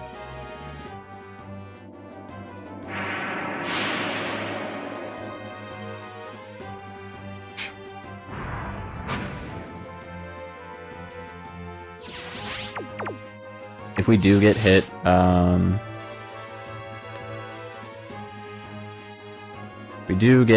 and we still manage to have a decent amount of health left, we might just want to switch to Wheezing or something like that so we can come out without being confused.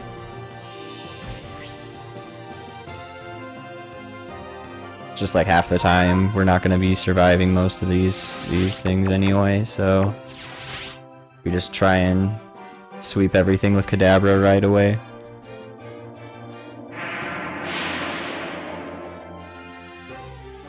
And we can just go ahead and Thunder Punch this, hopefully it doesn't hit. Dang it. Why you gotta be so hittable, like Kadabra? You just gotta have such a punchable face. What is this? Come on, Kadabra, yeah. I probably should have probably played the last fight a little safer since it didn't go so well. But either way, we're done now. We're done, we can forget about Chuck. If we forget Chuck ever happened, let's just go to Morty. Let's not mess up Morty, because Morty is also kind of a annoying thing to mess up. He has 3 trainers in his gym, including him. And Morty can be kind of trolly. Especially if we don't play the fights correctly, or like well enough. Or if we get crit, but you know. That's just one of those things that happen. One thing we want to do before every fight is make sure to mash in between, like the when the teams are being brought up and it says versus and everything, because you save a little bit of time if you're pressing A instead of just waiting. It's not very much time at all, but it builds up a little bit. So if she sends out Nidorina or Ditto, we Earthquake, okay. And if not, we're just gonna explode here.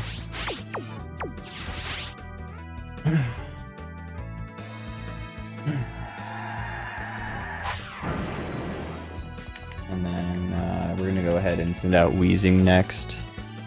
And do the same thing, just explode. And we should be able to sweep with Fearow pretty easily.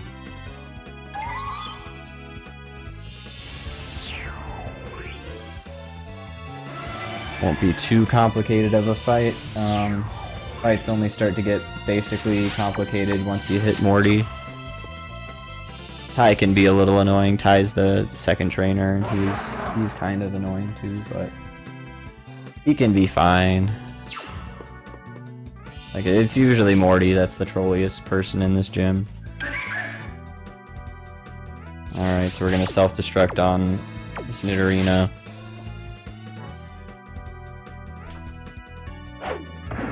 I forget if this is a speed tie. I think it's like a speed tie between the Nidorina and the Graveler, but yeah, not super important at the moment.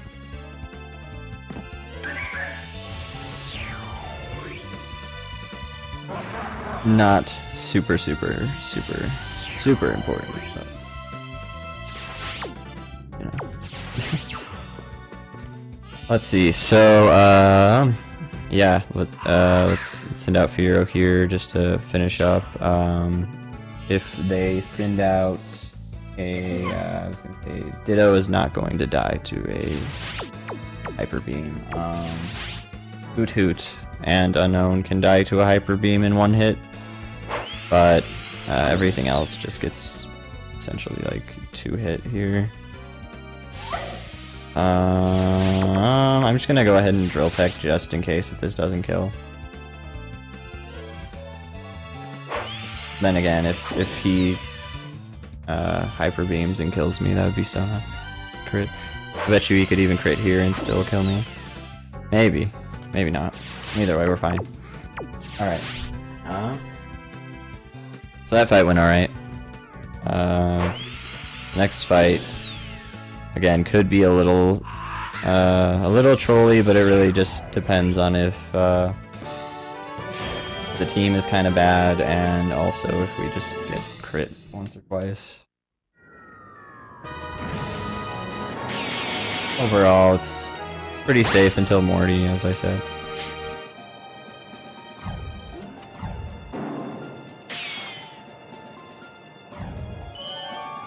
Alright.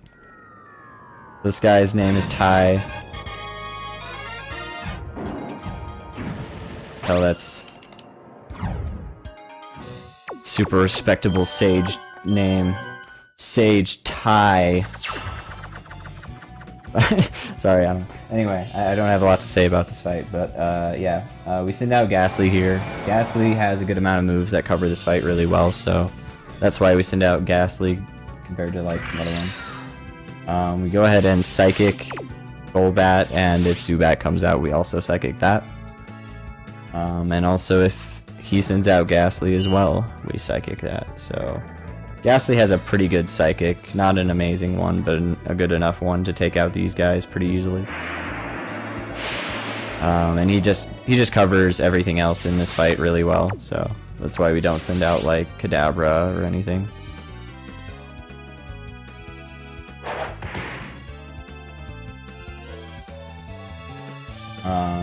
So everything else that comes out we'll want to go ahead and Shadow Ball, because everything else is weak to Shadow Ball. And that's just like Mischievous, Smoochum, and Haunter. Those three. Hauntage. Epic Hauntage. Yeah, Shadow Ball does a good amount just because Ghost is super effective to Ghost typing. Ghost is super effective to Ghost, so that's cool. Psychic also is good, but it's not super effective against Ghost types, so I think Shadow Ball just does more damage here for the most part. Yeah, and the Nightshade. Yeah, I was gonna say, I think he only has Nightshade to use, so even then this Haunter is pretty weak. We can potentially still finish up with Ghastly, and we have 2 Pokemon left to take out whatever else he has on the back end, which probably, like, I couldn't see him winning at all. Maybe he'll pull an epic, yeah, I was gonna say epic Smoochum Sweep. That'd be pretty nuts. I suppose it's possible. Or maybe not, maybe it wouldn't be with Ghastly speed. I think this is a 2-hit though. Oh, or it's not. Okay, well there you go. Shows what I know. How impressive. Yeah, dude, that Ghastly kicks butt.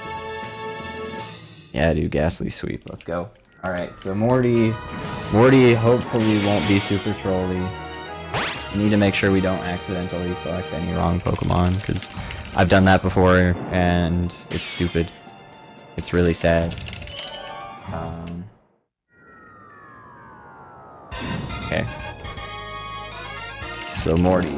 Morty is usually pretty nice, like, for the most part, but he has, he does like to make you end up with just a Donphan against one of one of his flying Pokemon, and that can be really annoying. So we're gonna go ahead and explode on our Ariados here. I'm pretty sure that'll kill. I think Ariados is a decent lead. Ariados can learn Nightshade. That's not bad. It's not that bad. It's probably one of the best moves it can learn. I can't imagine how tough it would be to use Ariados in competitive formats. I mean, not obviously, like if you're in a certain tier, you're playing by tiers, then it won't be as bad, but yeah. It'd be kind of neat. I haven't checked out the competitive Pokemon scene too much, but for the most part, the different tiers can be kind of neat. Like seeing the Pokemon that are essentially like you don't ever want to use on your team for good fights. Like they'll be in their own tiers, so you want to just click once and then let's see. So Girafarig is pretty rare to come out second. So we're gonna want to Earthquake it and then switch to Pursuit, or switch to Fearow and then Pursuit. Oh man, we got confused. This sucks. Oh man. Okay, I think we want to switch to Fearow anyway.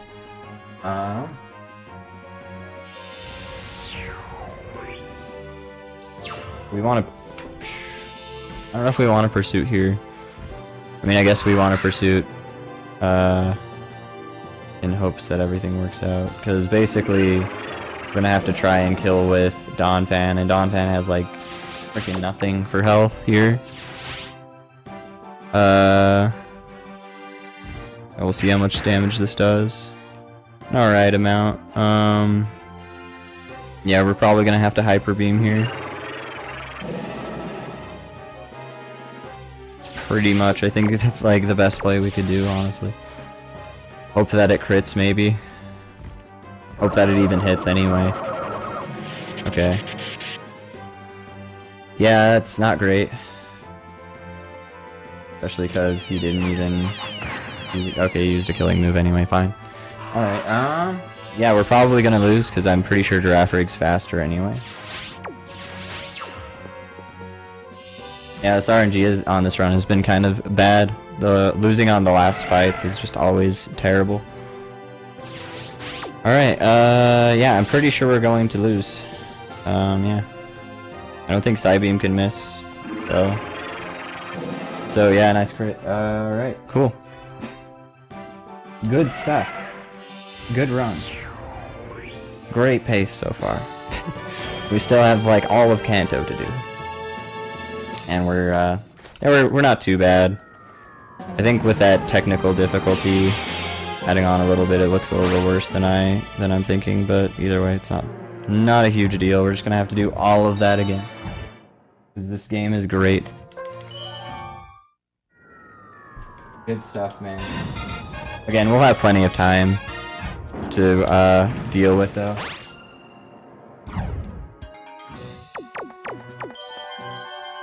My estimate was pretty liberal, I would say. Pretty liberal. Like if we get really trolled on the remainder of Johto, then maybe we might have to end it sooner, but I really highly doubt it. 3 hours and 45 minutes is a heck of a lot of time.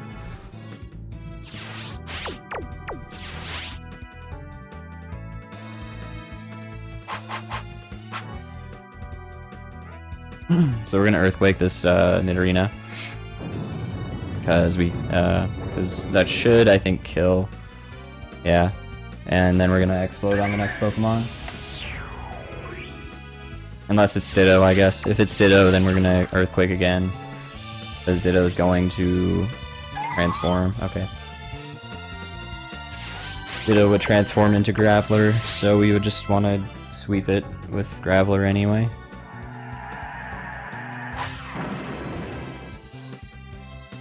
What an unfortunate run, though. That stuff happens, but yeah, losing to Morty sucks, because Morty has to just get kind of lucky, I feel.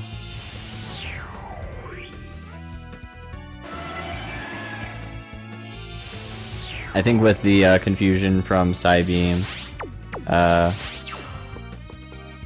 that's like just a chance to confuse.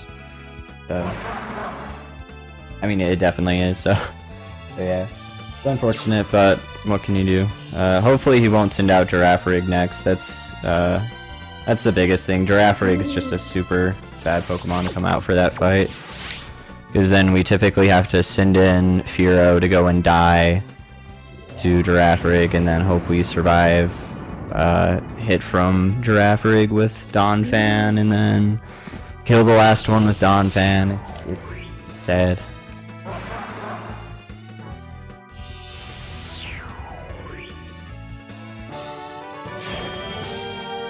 Anyway, so back to Tai.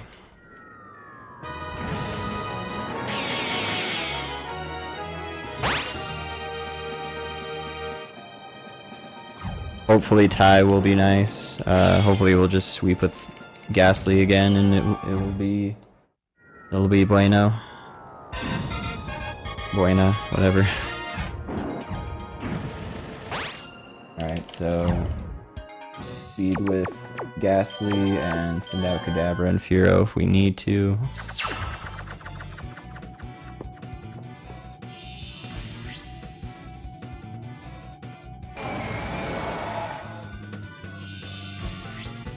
Hopefully everything goes right. Let's Psychic Zubat here. Yeah, the one thing about Stadium 2 is you definitely don't have as many Pokemon that can just die to Thunder, so I would say Stadium 1's probably a bit more of a safer run as far as no reset runs go, but this run's still not too bad. Getting sub 345 consistently with no reset runs isn't really that bad in my opinion.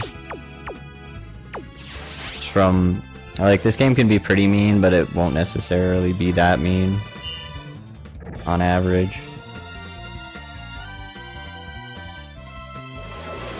But it can definitely show how like crazy it is to go for the top times, because I think Worcester's record right now has no deaths. It could be improved by a bit for sure, but it's deathless, so that's the thing. If you have any deaths, it's pretty much going to be worse for the most part, and even then, there's you're still gonna need a decent run with alright RNG. Can't waste too much time, because there's some fights that waste an insane amount of time.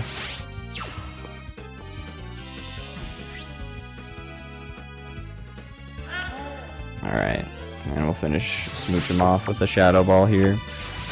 That fight went well. Yeah, hopefully Morty goes a bit better than last time.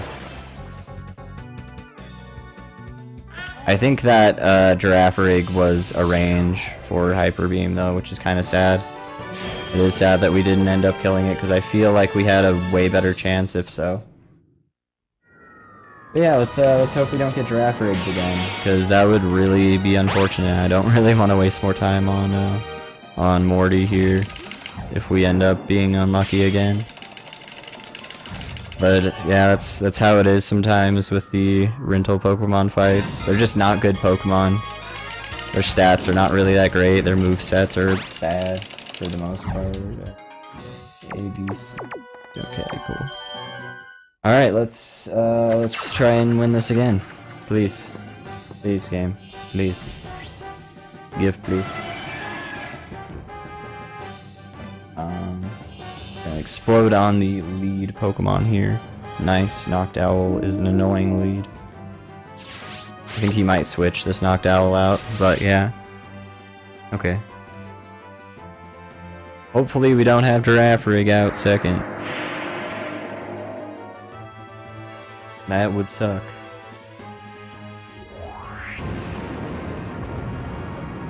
Please, game.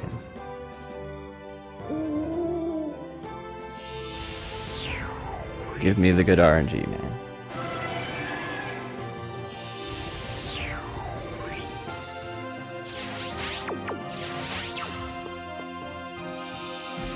Alright, please.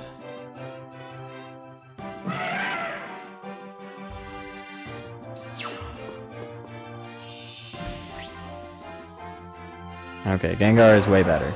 Gengar is infinitely better. Alright, we're going to Earthquake Gengar here.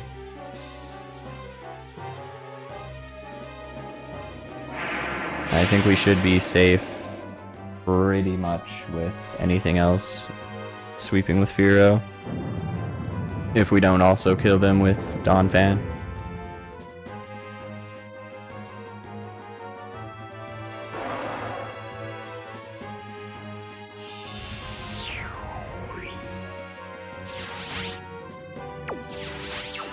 You know what, I might have been wrong about how long that technical error took. It probably is about 2 hours now or something. Either way.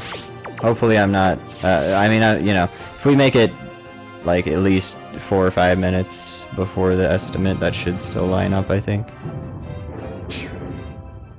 And the run would have to suffer insanely bad even from this point to still take another hour to, like, or an hour and a half to end.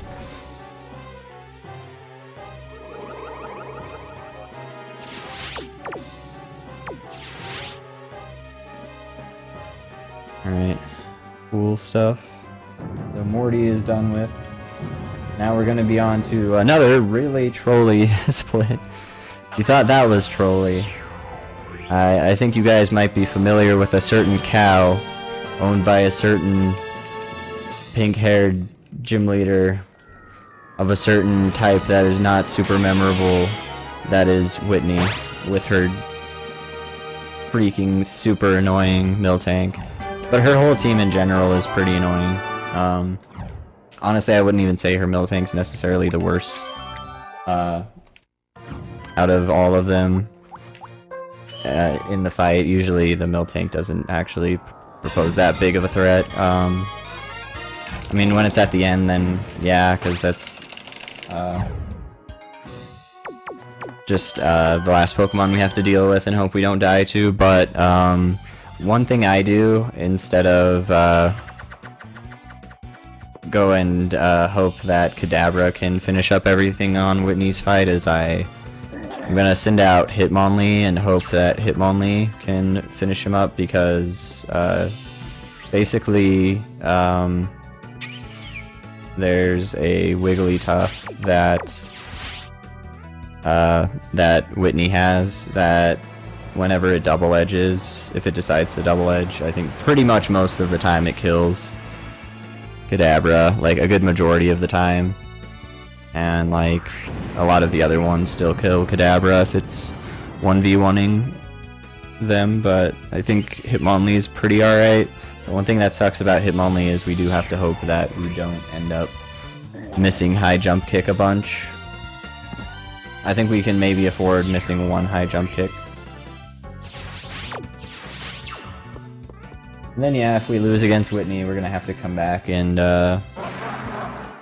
fight these guys again. These first two trainers are pretty simple. We're just going to explode on the first two Pokemon and then clean up with Kadabra. It's a pretty simple fight, as like a lot of them go. It's just blow up the first two and kill with Kadabra or Fearow, you know. You know how it is by now. You know the drill. The drill peck. I'm sorry. Anyway, right, I should just pack up my bags now. Okay, so yeah, with if he doesn't send out Miralass, since we already killed Meryl, I'm pretty sure. Yeah, we just want a Psychic. Anything else? Did I say Meryl a second ago? I meant Meryl, but yeah. Words come out weird. There's just not a ton to say about the run besides that a lot of this was just carefully routed out, because all of these teams kind of have to line up a certain way and be set up a certain way so that we get the teams that we're wanting to get through the game the fastest that we can, for the most part, and it's just nuts. It's nuts. I think I need a for the most part counter. I'm sure people are already counting how many times I've said that. If not, you could probably start at like 30 by now. Next Pokemon team is not too bad. We're gonna just send out Donphan and spam Earthquake. And if we need, we can send out Fearow to clean up the rest, so should be good. Should be pretty simple. It's really hard to lose this fight.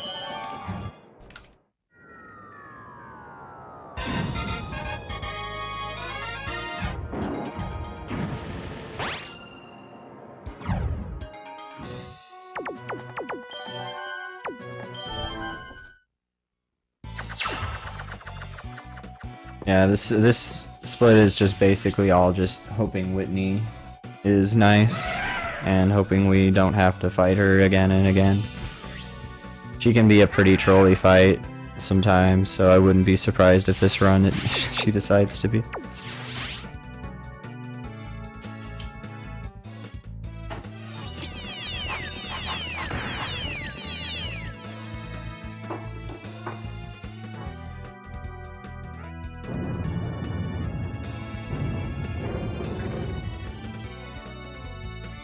Yeah, a lot of these Pokemon get 2-hit, so that's the only reason why Fearow might be needed, is if we get crit a bunch, then we might have to send him out. Even then, we also have Kadabra that we can send out on top of that, so this fight is just a gimme. I'm pretty sure you'd have to get crit by like quite literally everything to even have a chance of losing. Unless you just played wrong and you're just like, I'm gonna spam Rapid Spin. I don't know. You might just randomly feel that urge, man. Sometimes you just feel like spinning real fast.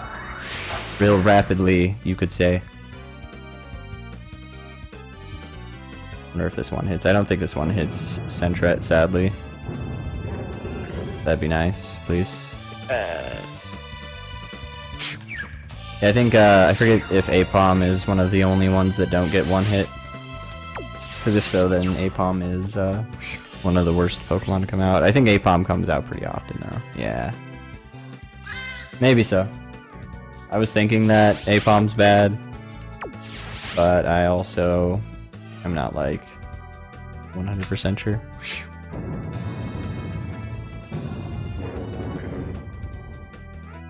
So, that's awesome. We're done with this fight, and we're gonna hope that Whitney goes well. Yeah, Whitney, for the most, yeah, for most of the fight, she's just gonna be sending out her normal types. She might send out her Gloom, and that would really suck, I think, with the Hitmonlee coming out. Kadabra is infinitely better against Gloom. So we're gonna hope that that doesn't happen, but typically it doesn't. So we'll lead with Pineco and send out Weezing and Kadabra after. Wait, no, okay. I am dumb. I read my notes. Okay, guess what? We're doing Kadabra strats. Hey, let's go. I read the notes and I didn't read my Hitmonlee note. Guess what? We're doing this anyway. Let's hope we don't get hit by Wigglytuff and get wrecked. This is the strats that Worcester uses. But this isn't, I don't feel like it's as marathon safe. Picking the wrong Pokemon always sucks though, but that's what I get for just strictly following the notes that I have. So we double edge there so we can make sure to kill Miltank here with this explode that we're going to be doing. And then we're going to send out Weezing to explode on the next one. And we're going to finish with Kadabra and hope that wasn't a stupid decision. That's like the only reason we have Hitmonlee in that slot though, is to go ahead and send him out later. That might be one reason why I think usually the strat is to put Haunter in that spot, and that might be to drag out Gloom maybe, which would make sense. But either way, we'll see how this goes. I say half the run is really good and epically prepared. We should be fine. I mean, Sandler would have been way better to come out last, I think, but yeah. If Wigglytuff comes out last, you guys can see why Kadabra might not always be the best idea as far as no reset runs go. We'll see, though. Oh yeah, if we get crit there, that's also bad. That's also just like a death. Even if we have Hitmonlee, it's just so fucking... sorry, it's so totally dead.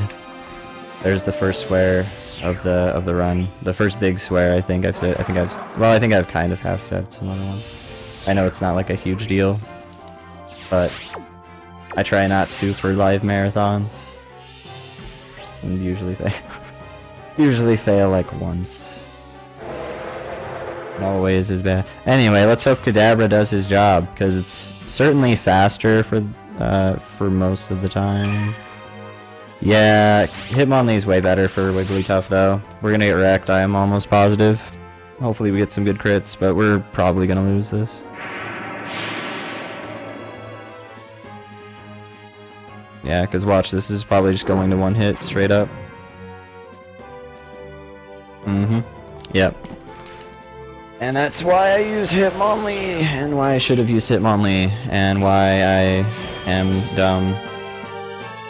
Good stuff, man. All the losses.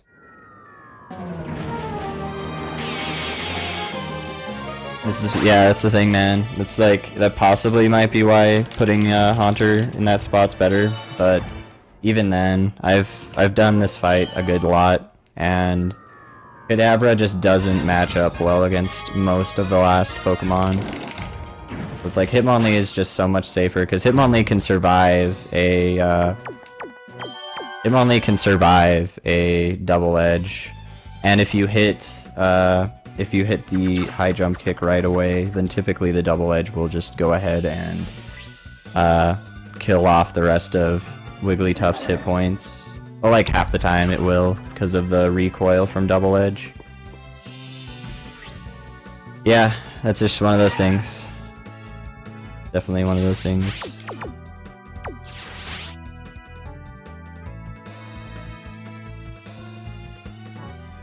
But I just should have thought about it a little better. Again, we still have plenty of time though. I gave myself a stupid amount of time to be able to finish this, so we should be able to finish Anto in around that much time. Each fight takes about 3 or 6 minutes, depending on if it goes badly.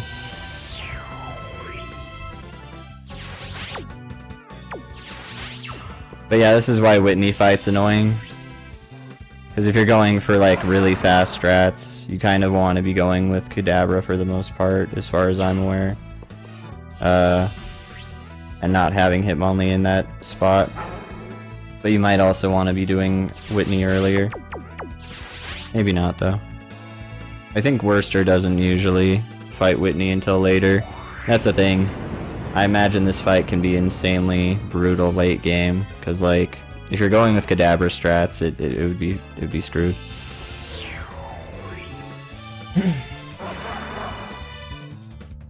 What a run though. We've had a good amount of losses. I'm so glad I put a good healthy amount of time after this, because yeah, I would have felt really bad. And I will still feel bad if I go over the estimate at all. At all. Should be fine. If Whitney's not super trolly here, and we don't lose like another time after that, and even then, I'm still quite positive that Kanto won't take quite that long. And we can get frozen here, which is awful.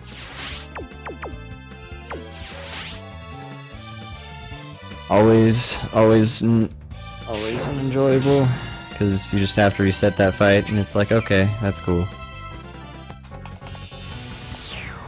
I mean, I guess you don't necessarily have to, but I'm pretty sure Meryl will just end up killing you before you even defrost. But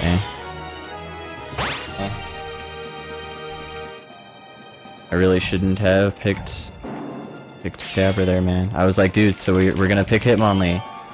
And then it totally doesn't pick Hitmonlee. Yeah. That's what I get, man. What I get. Alright. So again, we'll just spam Earthquake here, and that should be fine against everything.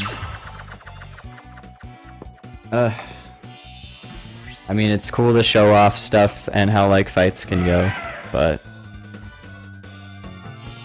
I don't know. Definitely don't want to be showing that off as much. Let's hope we get a crit here, that'd be nice. I hate this Apom.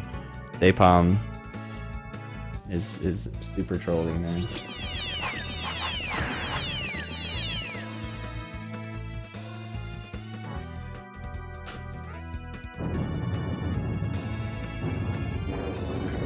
Nice. Alright, cool. There we go. That usually doesn't happen. I don't usually get a crit on that Apom. That's a good crit. Yeah. Yeah, I hate getting killed by Wigglytuff Double Edge, man. That's like the entire reason why I put in that Hitmonlee. That's like 99% of the reason why, because like, even if you get a crit with Psychic, you're just not gonna kill that Wigglytuff, man. You're just not. And you have to, I think the Double Edge is a range, but I think most of the time it kills. It's absolutely ridiculously screwed. It is so nuts. This fight is, like Whitney fight is so mean.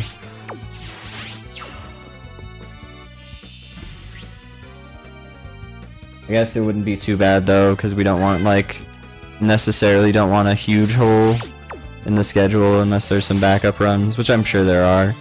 But yeah, if the run went like super well, we would have probably been like an hour ahead of schedule.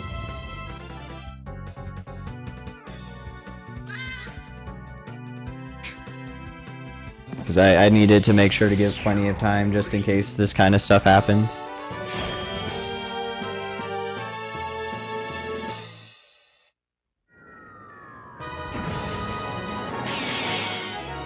Alright, well,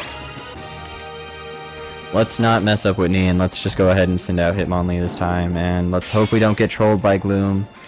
Let's hope everything's fine. Should have just done this in the first place. Literally easy. Such, like, quite literally, not even, I don't know, whatever. Okay, so.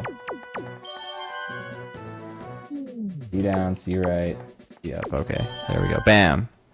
Made ultra mega sure that I did that right. That I did that in the order I wanted. Okay.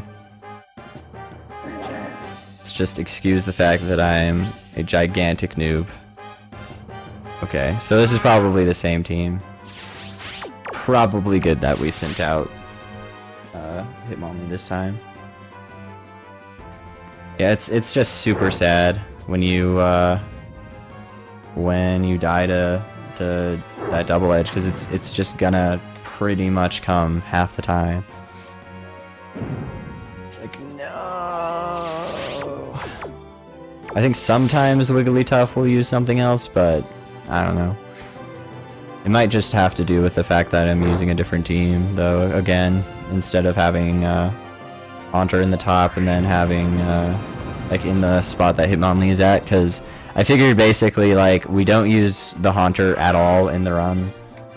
In this team anyway, we don't use this team and use the Haunter ever, so I was like, okay, well, why not just put in Hitmonlee for safety? And I tested it out and it works fine like most of the time, as long as we don't miss the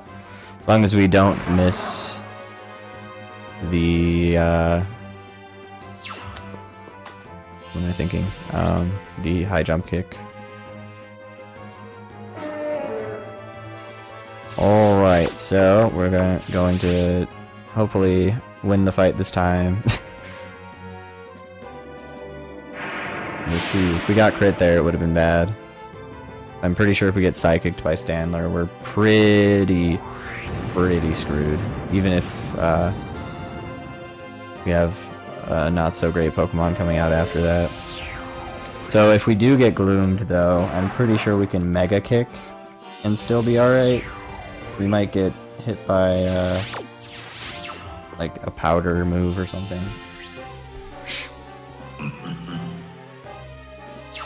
What should have happened 10 minutes ago. Yeah. Yeah, see, and if that happened again 2 times in a row, this would have been such a stupidly long fight. Hopefully we don't die, but like, yeah, it would have sucked having to reset this multiple times. Yeah, I think that can even one-hit sometimes. That's the thing. It's such a good high jump kick, and then the recoil just kills, and it's beautiful. It's like so much of a smoother fight with Hitmonlee, I feel. At least whenever there's the Wigglytuff at the end, which is like most of the time for me. It's like, I hate everything. Alright, we're through Whitney. Whitney is basically the biggest hurdle we had left besides a couple of Kanto gym leaders. But even then, pretty much only one Kanto gym leader is a big deal. So we're getting on the easier end now, so that's awesome. We're probably not going to be losing many other fights at all, which is good. So for this first fight, we're going to be leading with our Ammonite here. Ammonite has pretty good coverage for this whole fight. Ammonite has Blizzard for the Paris that he might send out, Ancient Power for Yanma and Spinnerack, and then Surf on literally anything else, so that just covers the entire team super well. And we will be using Ammonite later, I think. Yes, we will be using Ammonite later as well. So Ammonite's pretty good for this gym. I think Rattata's kind of bad RNG because Rattata's like a 2-hit most of the time. Surf. Yeah, I think it's a range, but most of the time it's a 2-hit.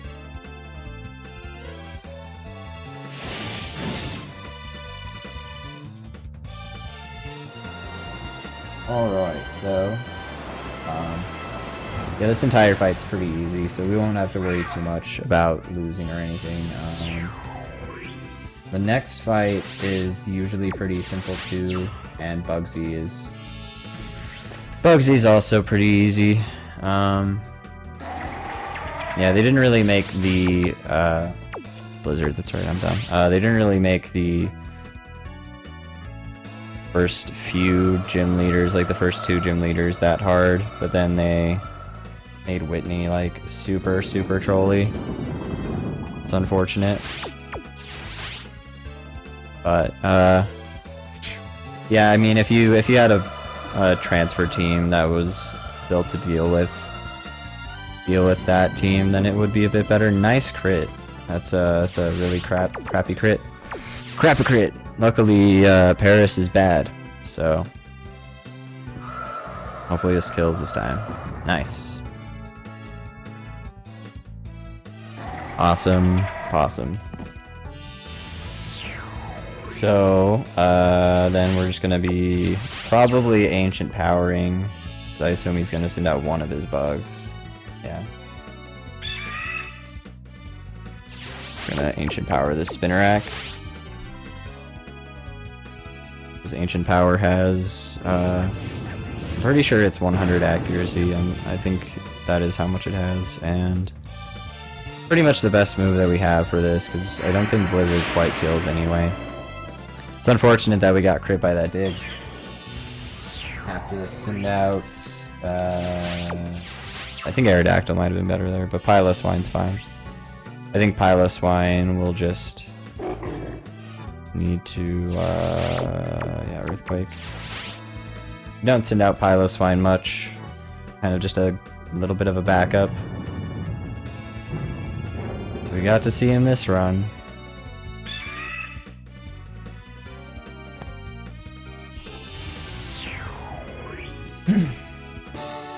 Alright. So, yeah, that trainer is usually pretty nice. If we miss the Blizzard, then, yeah, that dig is essentially the trolliest thing that can happen this entire run. And I guess I could have switched to Aerodactyl, but it would have been necessary if we had managed to survive otherwise. So we're gonna send out Hitmonlee first here. And go ahead and Mega Kick. If Ladybug or Hoppip comes out, we're gonna Mega Kick them, but we're gonna High Jump Kick everyone else. And hope we don't miss a bunch, because missing is awful. That is one thing that could make this fight a little worse. Just a little though. Honestly, our Pokemon could probably still handle the rest of them alright. This team's not very tough.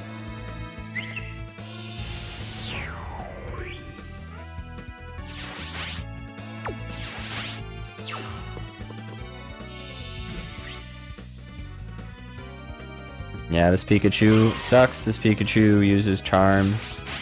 And I think they always send out Pikachu. I pretty much never see them not send out Pikachu, but we're gonna High Jump Kick this one as well. And Charm sucks, because Charm lowers our attack by, I think, 2 stages, which is brutal. Basically one of the few moves that make Pikachu, or like the Pikachu line, somewhat alright.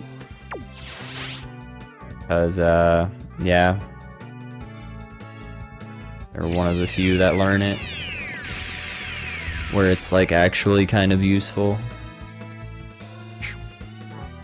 But yeah, Pikachu's not too bad if we manage to hit both of these high jump kicks and do enough damage, because we have a paralyzed berry, so not much of a threat really. We just have to hit, and I think high jump kick has like an 80% accuracy, about that much or so. And then we're gonna want a Mega Kick here. I think Mega Kick has like 70. Either that or like 65. It's not very much. Not a lot, and it can be really lame, but yeah. Hopefully these two kill. Hopefully Mega Kick will do enough damage the second time, because if not, we're gonna want to high jump kick again just to have a shorter animation. And also the fact that high jump kick has higher accuracy than Mega Kick. I don't think we want to use any other move.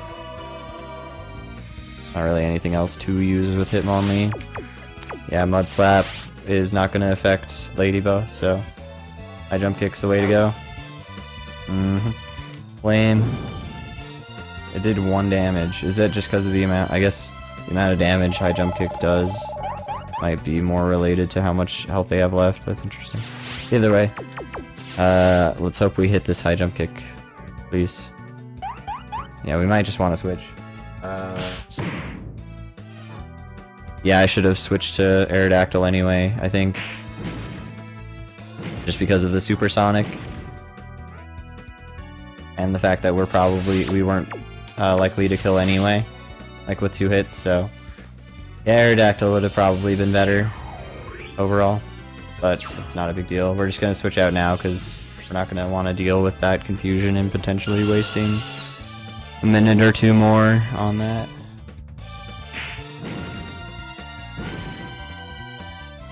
Let's see. Could have used Bite, and that might have been better. Maybe. Anyway. So, Bugsy is up next, and Bugsy is a pretty simple fight. If we, there's a possibility that we could get a bad team, but typically he uses the same team. Fairly rare for him to switch it up much.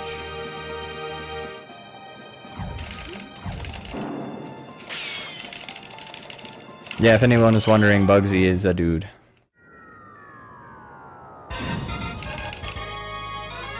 If anybody's ever wondered. Alright, so... D down, DC, right? We're gonna lead with Ammonite and have Aerodactyl and Piloswine out the back. Just in case if we need them, we'll probably need Aerodactyl. And Aerodactyl is a bit better if we get the Surf onto Pupitar here, because he'll probably switch out to Pupitar. If not, then we want to, I think, Blizzard. Or we'll just die.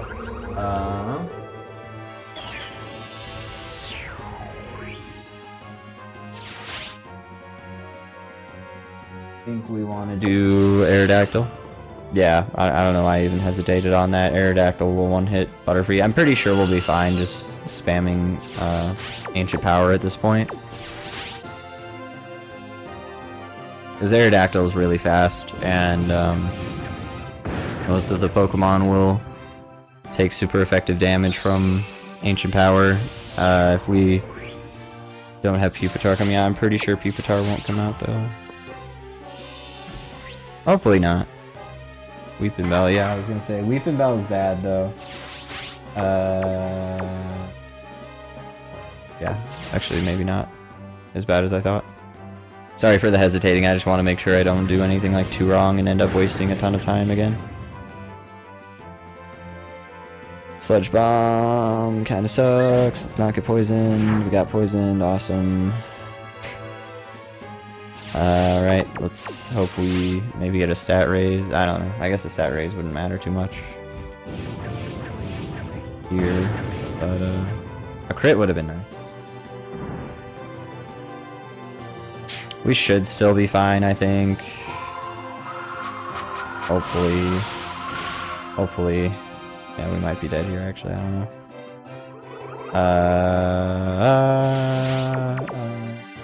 Let's find out last. Yeah, we might be able to be. I think we'll be fine.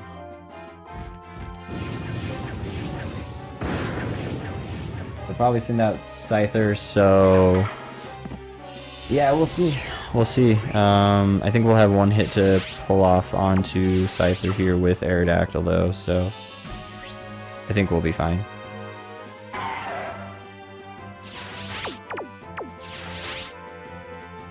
Yeah, we're fine. Cool. We're fine. That should one hit. Yeah, we're good. We're good. I totally just smacked my mic, sorry. Yeah. Bugsy's typically pretty easy. Even in a rough spot. Alright, so we're gonna be finally going back to the very first Johto. Johto Gym Leader, Falconer. Falconer has a bug, or not a bug, a bird trainer before him. But otherwise, it's just Falconer right after that, so we're gonna be using Team 1. So it's pretty quick menuing. First fight, we'll just basically be spamming Ice Punch with Jinx. And if we need to, we can send out Aerodactyl or Zapdos to sweep the rest. One thing that we hope for here is that Natu doesn't spam Indoor over and over again. That's one thing that can make this fight a little annoying. And also, we can get quick attacked a couple times, but that's probably going to happen anyway, so if not, then that'd be cool. Yeah, with Pidgeotto, probably going to get quick attacked at least once. After this, though, we're done with all of Johto, and then just on to Kanto. We still have about an hour left.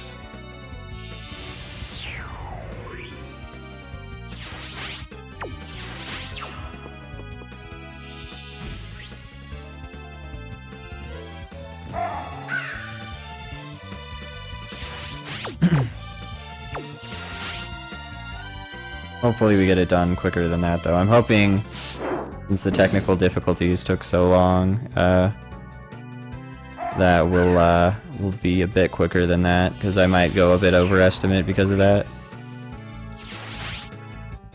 We'll see, though. We'll see. We'll probably be fine, honestly. If we're not getting super trolled in the end, we should be good.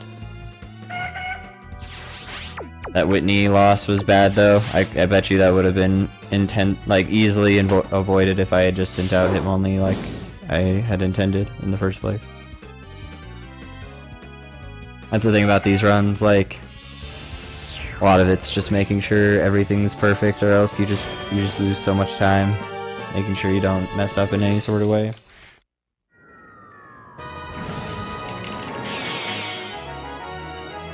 One thing that's like nice about like 3D platformers and stuff is, you know, if you mess up, you're usually not going to be losing like 10 minutes from a fall or something. You might, but yeah, not a ton of games are like that. So this is one of the few fights where we just pretty much spam Thunder. We're gonna send out Zapdos and Thunder literally everything. And hope that we don't get wrecked, because we could die to Faulkner if Zapdos just misses like every Thunder. Or most of them. I think we'll be alright though.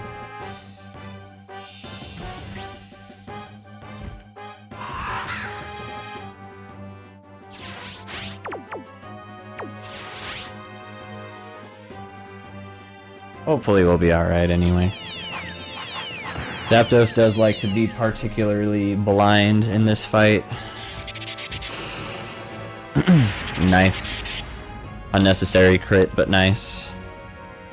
I think all of the Thunders one hit on Faulkner, so we don't need to worry too much about that. Energetic, nice. Alright, let's hit this, please.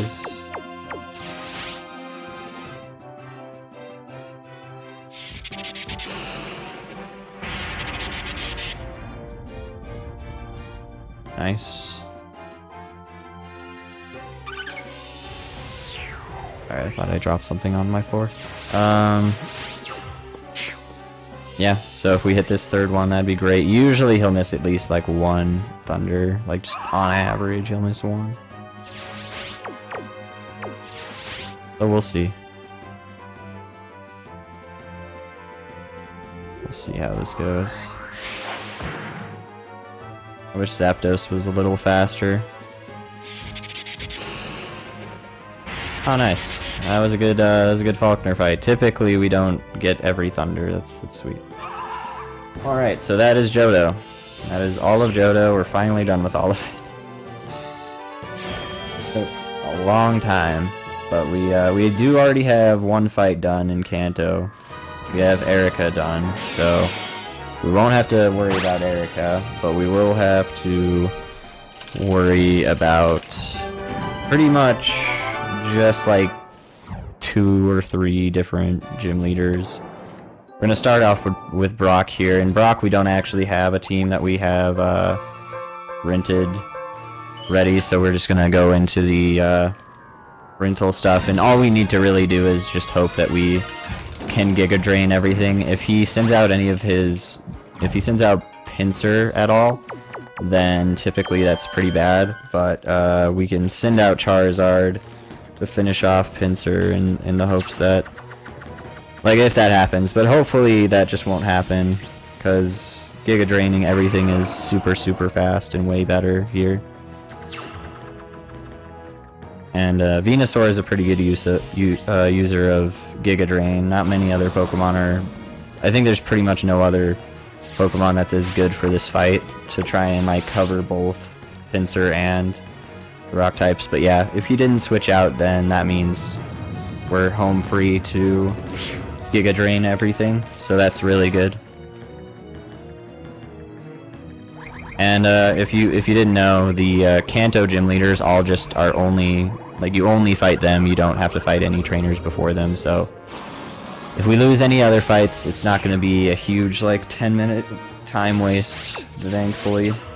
It's going to be still a time waste, and we can still end up losing a few of the, losing a few times if we're super unlucky, but I think we'll be fine. I think we'll be good.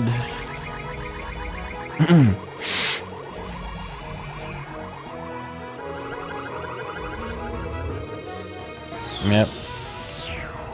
And then, since he sent out Amistar, I wouldn't be surprised if he has Kabutops here. Or Golem, yeah, either one. All of them are pretty bad against Venusaur. Yeah, Brock's a pleb. You really should have considered sending out his Pinsir, man. It would have shaken up the game a bit, but yeah, it was good. Quick fight. Not really much. It could have gone slightly better because I think Onix and Venusaur have the same speed. You can beat Onix in the speed tie, but other than that, that went perfectly fine. So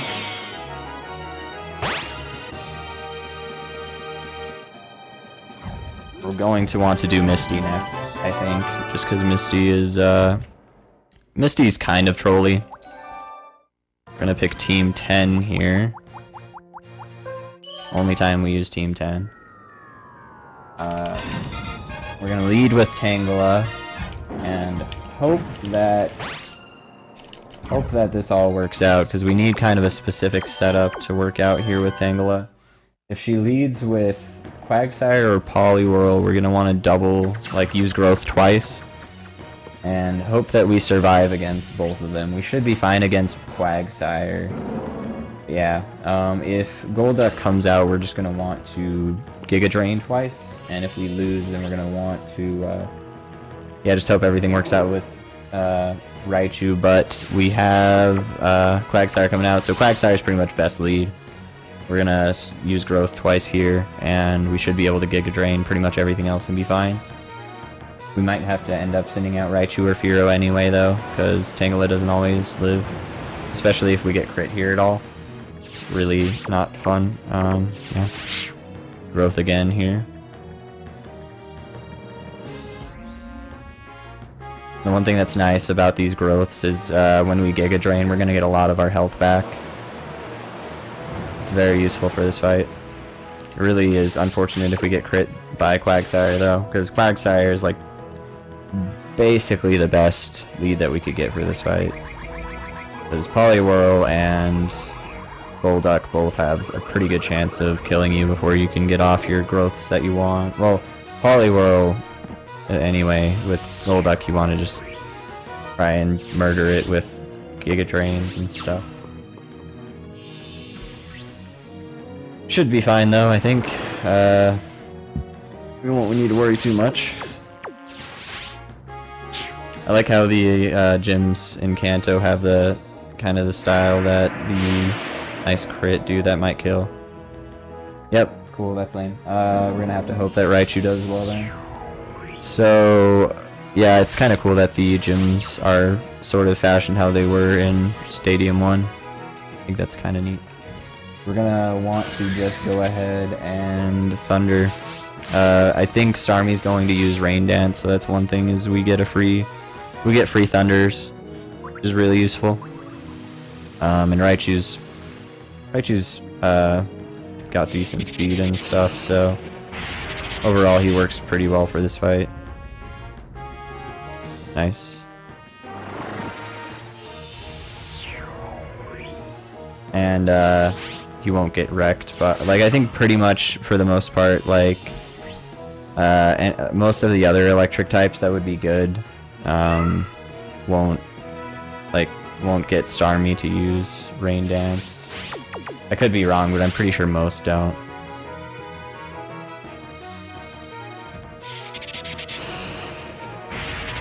Yeah, this should be fine. Yeah, we're fine. Okay, cool. Not as bad as I thought it could have been. So we're just gonna go ahead and fight Surge next, because he's just right there.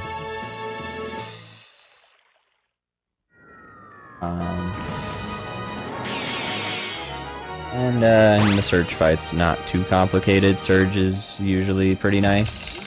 One thing that sucks is, like in Stadium 1, and I think also in the Gen 2 games, I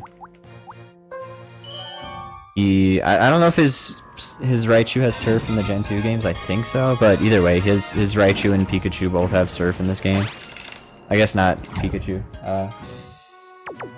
I was thinking of Stadium 1. But yeah, his Raichu has Surf, so if we get surfed by Raichu and get crit, then that's bad. It can be bad anyway. We're gonna be just spamming Earthquake on everything. If Lantern comes out at all, though, we're gonna want to switch to Haunter and then Destiny Bond it.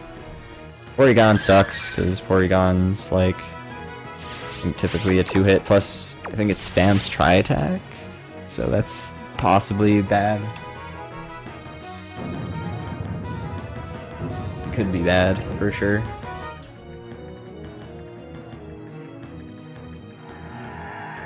Nah, it's gonna probably, I was gonna say, it's not gonna do that. Gonna use Hidden Power, that's super effective. One of the two. Sorry, I'm a little sick. I live up in Utah, and the weather can be a little sporadic here. It literally only stopped snowing like fairly recently here. And every time it stops snowing, it likes to wait like a week before it just decides to snow again, and then it waits a week, and then it's just can mess with my can mess with me a bit. All right, yeah, let's hope. Yeah, we got crit. Nice, cool. Lame. Lame. Lame. Alright, alright, well, let's hope Piloswine does a good enough job. He probably won't do super well against that surf either. But he's the best we got. Come on, Piloswine, you can do it.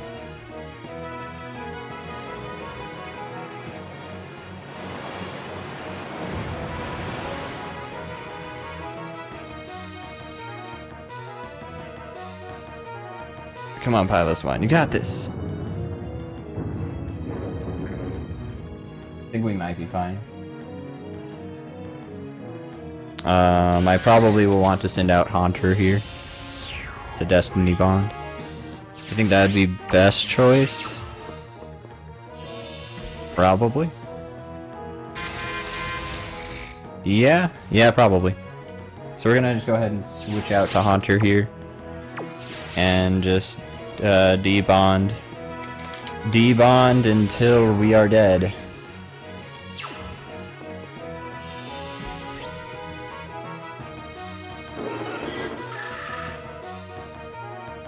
Crap.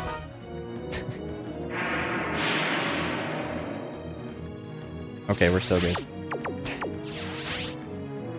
I was gonna say that could kill us if we crit. If he crits. And I think it might be a range, but... Oh wait, he was still faster than us. Crap! I was like, oh, we're fine, totally fine. No. Dang it. Alright, well, never use Haunter against Electabuzz. Case closed. Please kill. Please kill. Oh, I'm so sorry about the coughs. Please kill Piloswine. Please. Gosh, I am so sorry about all the coughs. Yeah. Alright, we're fine. That was just a waste of time. Cool. We got some ultra loud coughs and some waste of time. Awesome. I am brilliant. See, this is why I should definitely run this game more. I ran it quite a bit since I entered it into the Retrothon to see if it would get accepted and stuff, but still should run it more. Anyway, so Blue Fight is interesting. Blue is probably the last hurdle. I would say the last big hurdle of the run. Blue is super trolly. He likes to switch out a lot. So we, if he does end up leading with, like, well, just having the team that is the worst team, we're gonna have to switch out a bunch and keep switching out until we get to his last Pokemon that he actually lets us not, he actually lets us hit and stuff, so it's not totally, we're not totally locked into perpetual switching, but yeah, hopefully he just doesn't switch here at all with Alakazam and just uses Psychic. Nice, that's awesome, because this is going to be much better of a team. Hopefully we don't get crit. Okay, good. We should survive then. This fight should be a lot less trolly than it can be.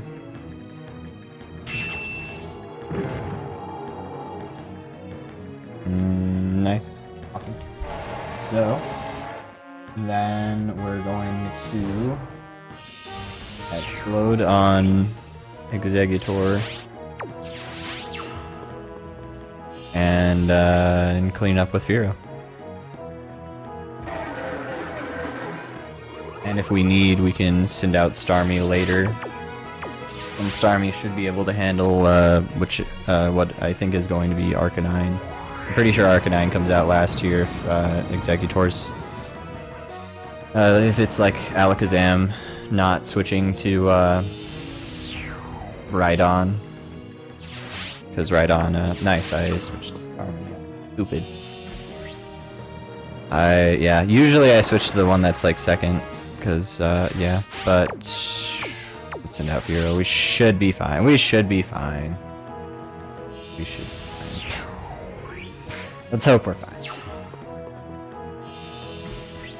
I make a really ton of bad mistakes, though. It's not good. Yeah, Giga Drain should be fine. We're fine. This should kill, hopefully. I'm pretty sure Drill Peck will still kill. I think we should be alright. This was just like an extra turn, basically. Nice. Yeah, it'll definitely kill with a crit. Yeah, I need to stop being dumb. And I need to stop being self-deprecating. And I need to stop talking to myself. I don't know. Alright, so I guess let's just no, let's Drill Peck this. Because I think we won't... Oh, I mean, we definitely won't kill with a Hyper Beam. That might kill with a Hyper Beam, but not still. We'll see how much damage he does with this Flamethrower. Firo was burned, yeah. We're gonna want to just Hyper Beam here. This isn't even gonna kill because of the burn. Because burn halves attack. It's so great. Yeah, that still wouldn't have killed, I'm pretty sure. Even if I did have full attack.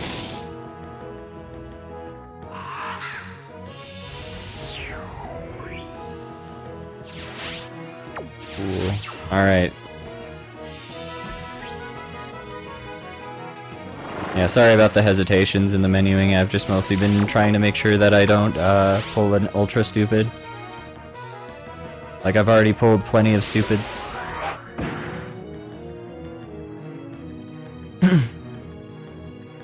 Like, I probably pulled I mean, with the Whitney thing, I definitely... I think I'm happy to put that all on me.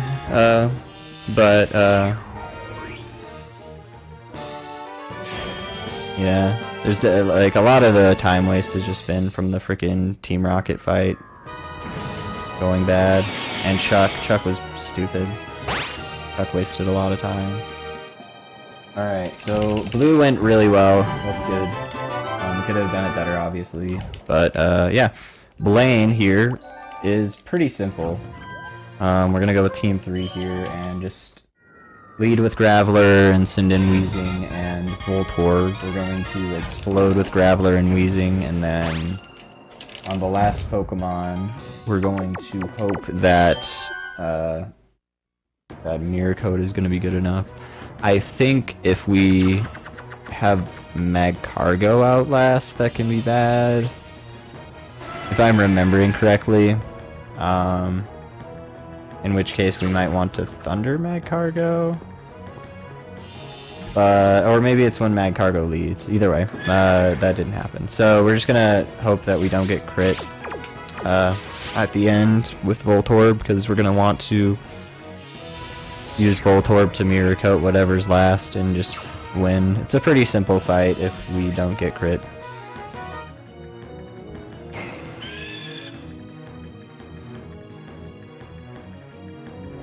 Yeah, his Octillery can be kind of a problem, but that's just one reason why it's really nice to just explode on whatever he's sending out. Or yeah, because most of the time he'll just send out Octillery, and we don't want that. Octillery is like the one thing. I'm pretty sure it has at least Octazooka and probably Smokescreen and other crap like that. Alright.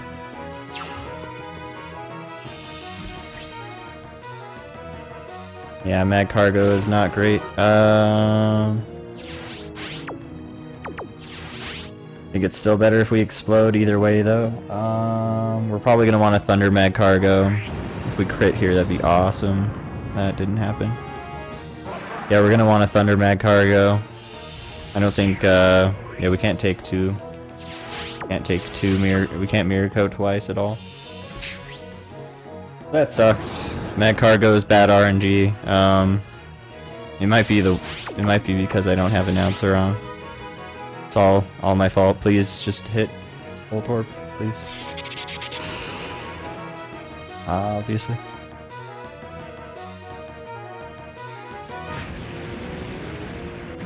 Yeah, I'm pretty sure this is a loss then. Yeah, we're just gonna go ahead and quit this, because this is just... We'd have to hope to hit the Thunder. I'm pretty sure Thunder wouldn't kill anyway, and then we wouldn't have anything to kill Rapidash besides thundering more. And at that point, I'm pretty sure we just get flamethrowered. So yeah, it was best to just go ahead and quit that immediately. Not waste any more time on it. But yeah, Mad Cargo's bad. It's essentially what screws up the whole explode, and mirror coat, and win, and be happy that it's an easy fight. I don't know.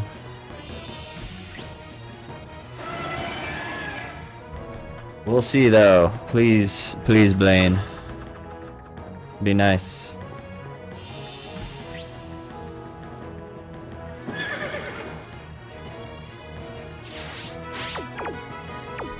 Really hope we don't have the same team again here. Hopefully he'll send out a better fire type. Or we'll crit or something. And not miss the dang thunder later.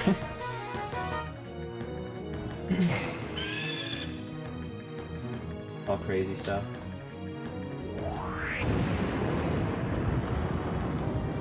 And we got focused banded. Hell yeah. It's always nice. Focus band working is just RNG, and yeah, it's terrible. It is absolutely terrible.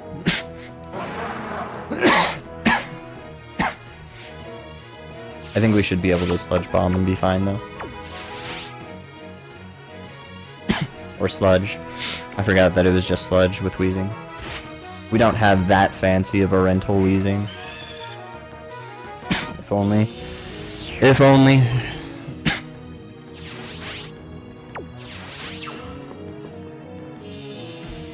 Man, what a roller coaster of a run though. Alright, this is looking like a better team. Yeah, I mean, it already is. I'm stupid. We already saw every Pokemon. Cool.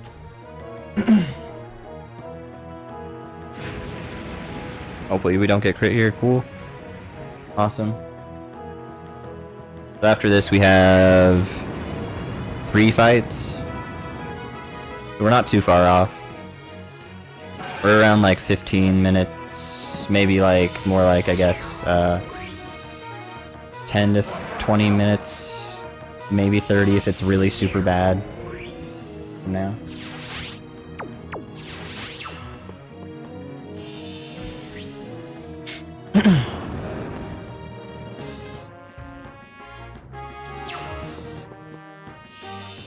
But the rest of the fights should be pretty simple. Oh yeah, we still have to not get crit here, by the way.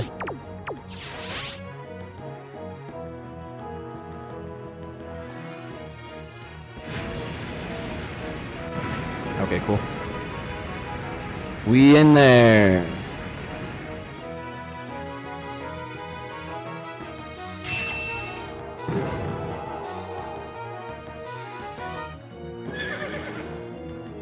Sweet.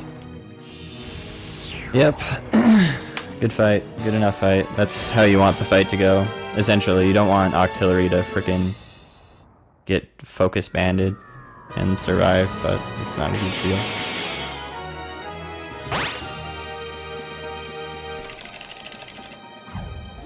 Alright. We're gonna move on to Sabrina. Sabrina can be kinda trolly, but if we play it right, we should be mostly fine.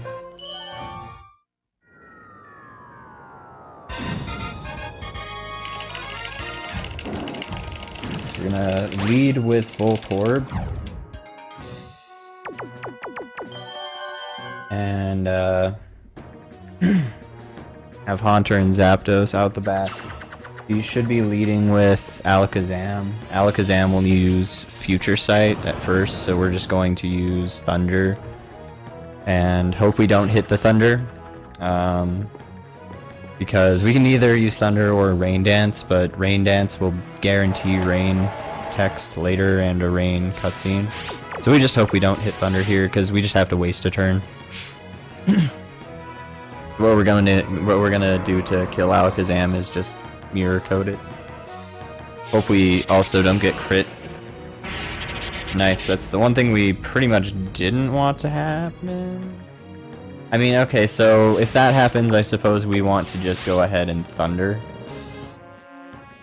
Like in that rare case that we crit and paralyze him. Yeah, okay, so that was better.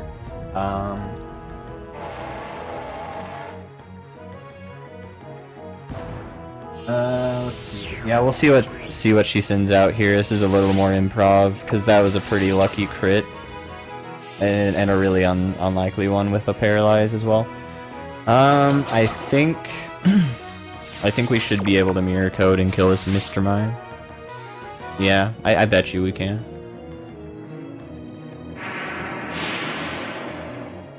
Yeah, there you go. Cool. And then we'll just explode on the last Pokemon. This is a really good fight, actually.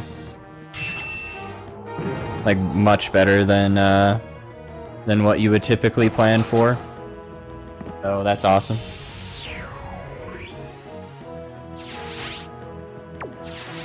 Depending on what she has last, she does have Haunter potentially, I think. Okay, cool. Yeah, I think exploding here will be good. Oh no, we got future sighted, never mind. Dang. I got wrecked. Okay, not a big deal though. We can just Destiny Bond. And that should be safe enough, I'm pretty sure. Hopefully. Hopefully I don't totally screw myself here if this does enough damage. Okay, we're good. Cool. We're good. We're good. We're good.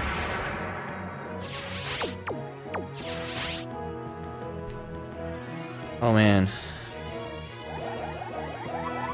Okay, we're still good. He just wants to waste our time now.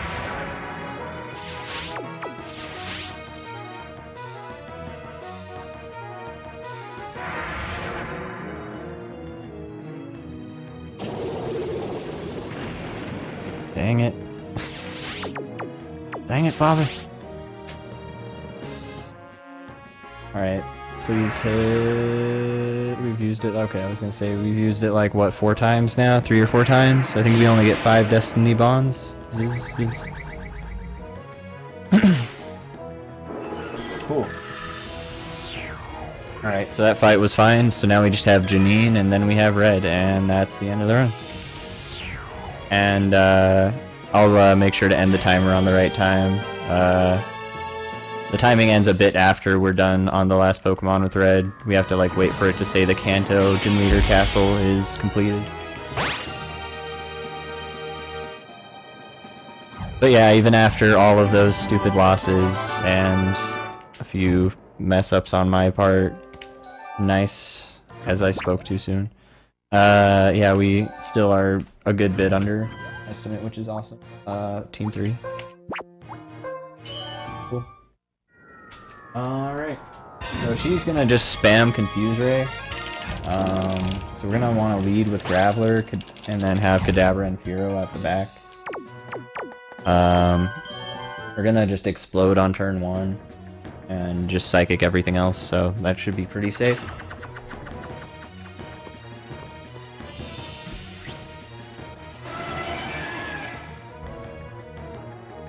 But yeah, yeah, the run's gone pretty good so far, I think. We could still get wrecked on Red and maybe here, but I think we're pretty good.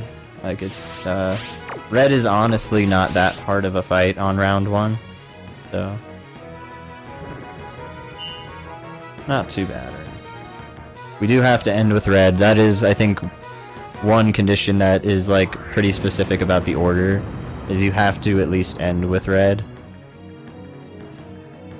If I remember correctly, that is part of the rules. Anyway. So then we're going to go ahead and send out Kadabra next to deal with the the remaining stuff.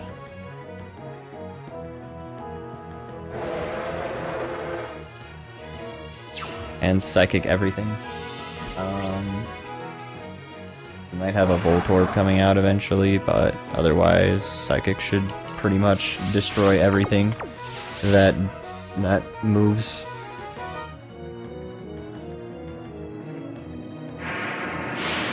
And we got Focus Banded again on a super effective crit.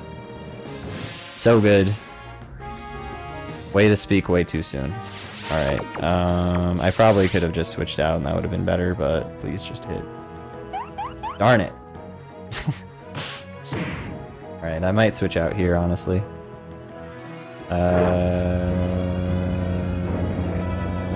Yeah, I'll switch out here. Just to be ultra safe.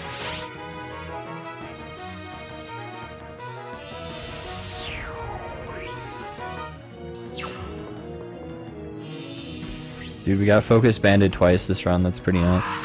Luckily we didn't get Focus Banded in the worst fights to get Focus Banded on. But yeah, nice miss, that was actually really awesome. Alright, let's Pursuit that son of another Weezing.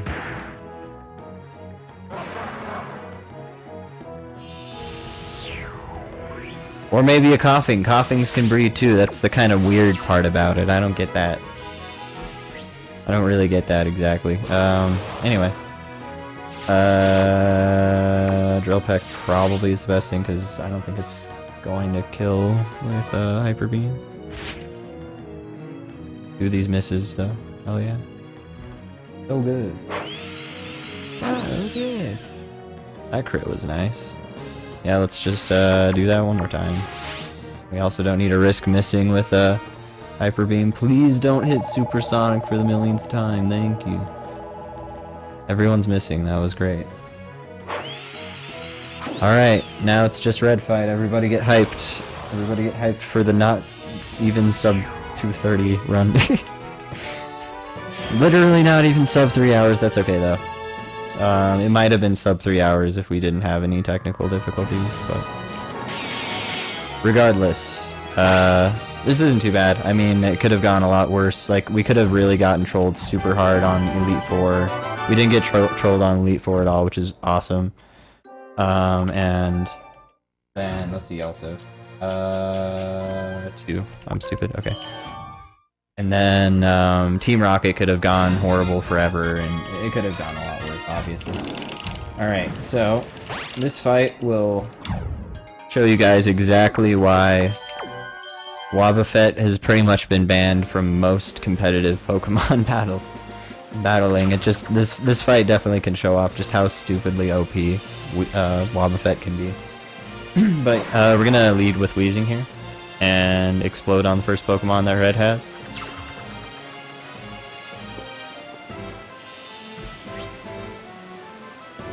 It's Jolteon's okay. Jolteon's fast, but as long as we don't get crit here, we should be alright.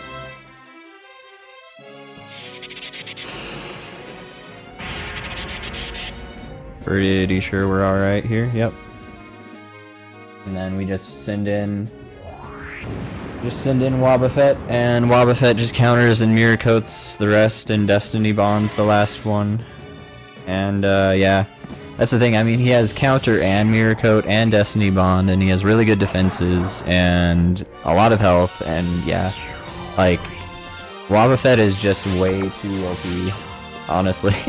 A really ridiculous Pokemon. If you make the right calls, then yeah. And the thing is, not everybody's really packing multiple kinds of moves, you know, it's kind of nuts. For Tauros, we'll definitely want to counter.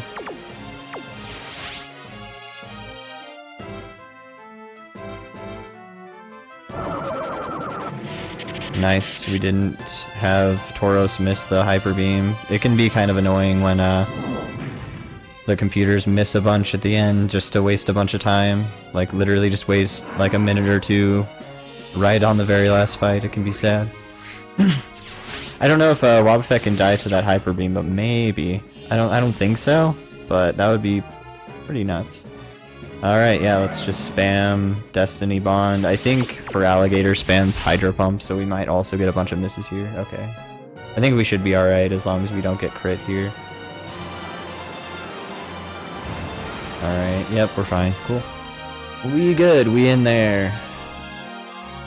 That is the run pretty much. So now we just spam it until he kills us. Which is now. Nice crit. That was a good crit because I'm pretty sure that wouldn't have killed him. Good stuff. That was a really decent red fight actually. We maybe could have had a better beginning of it. But yeah.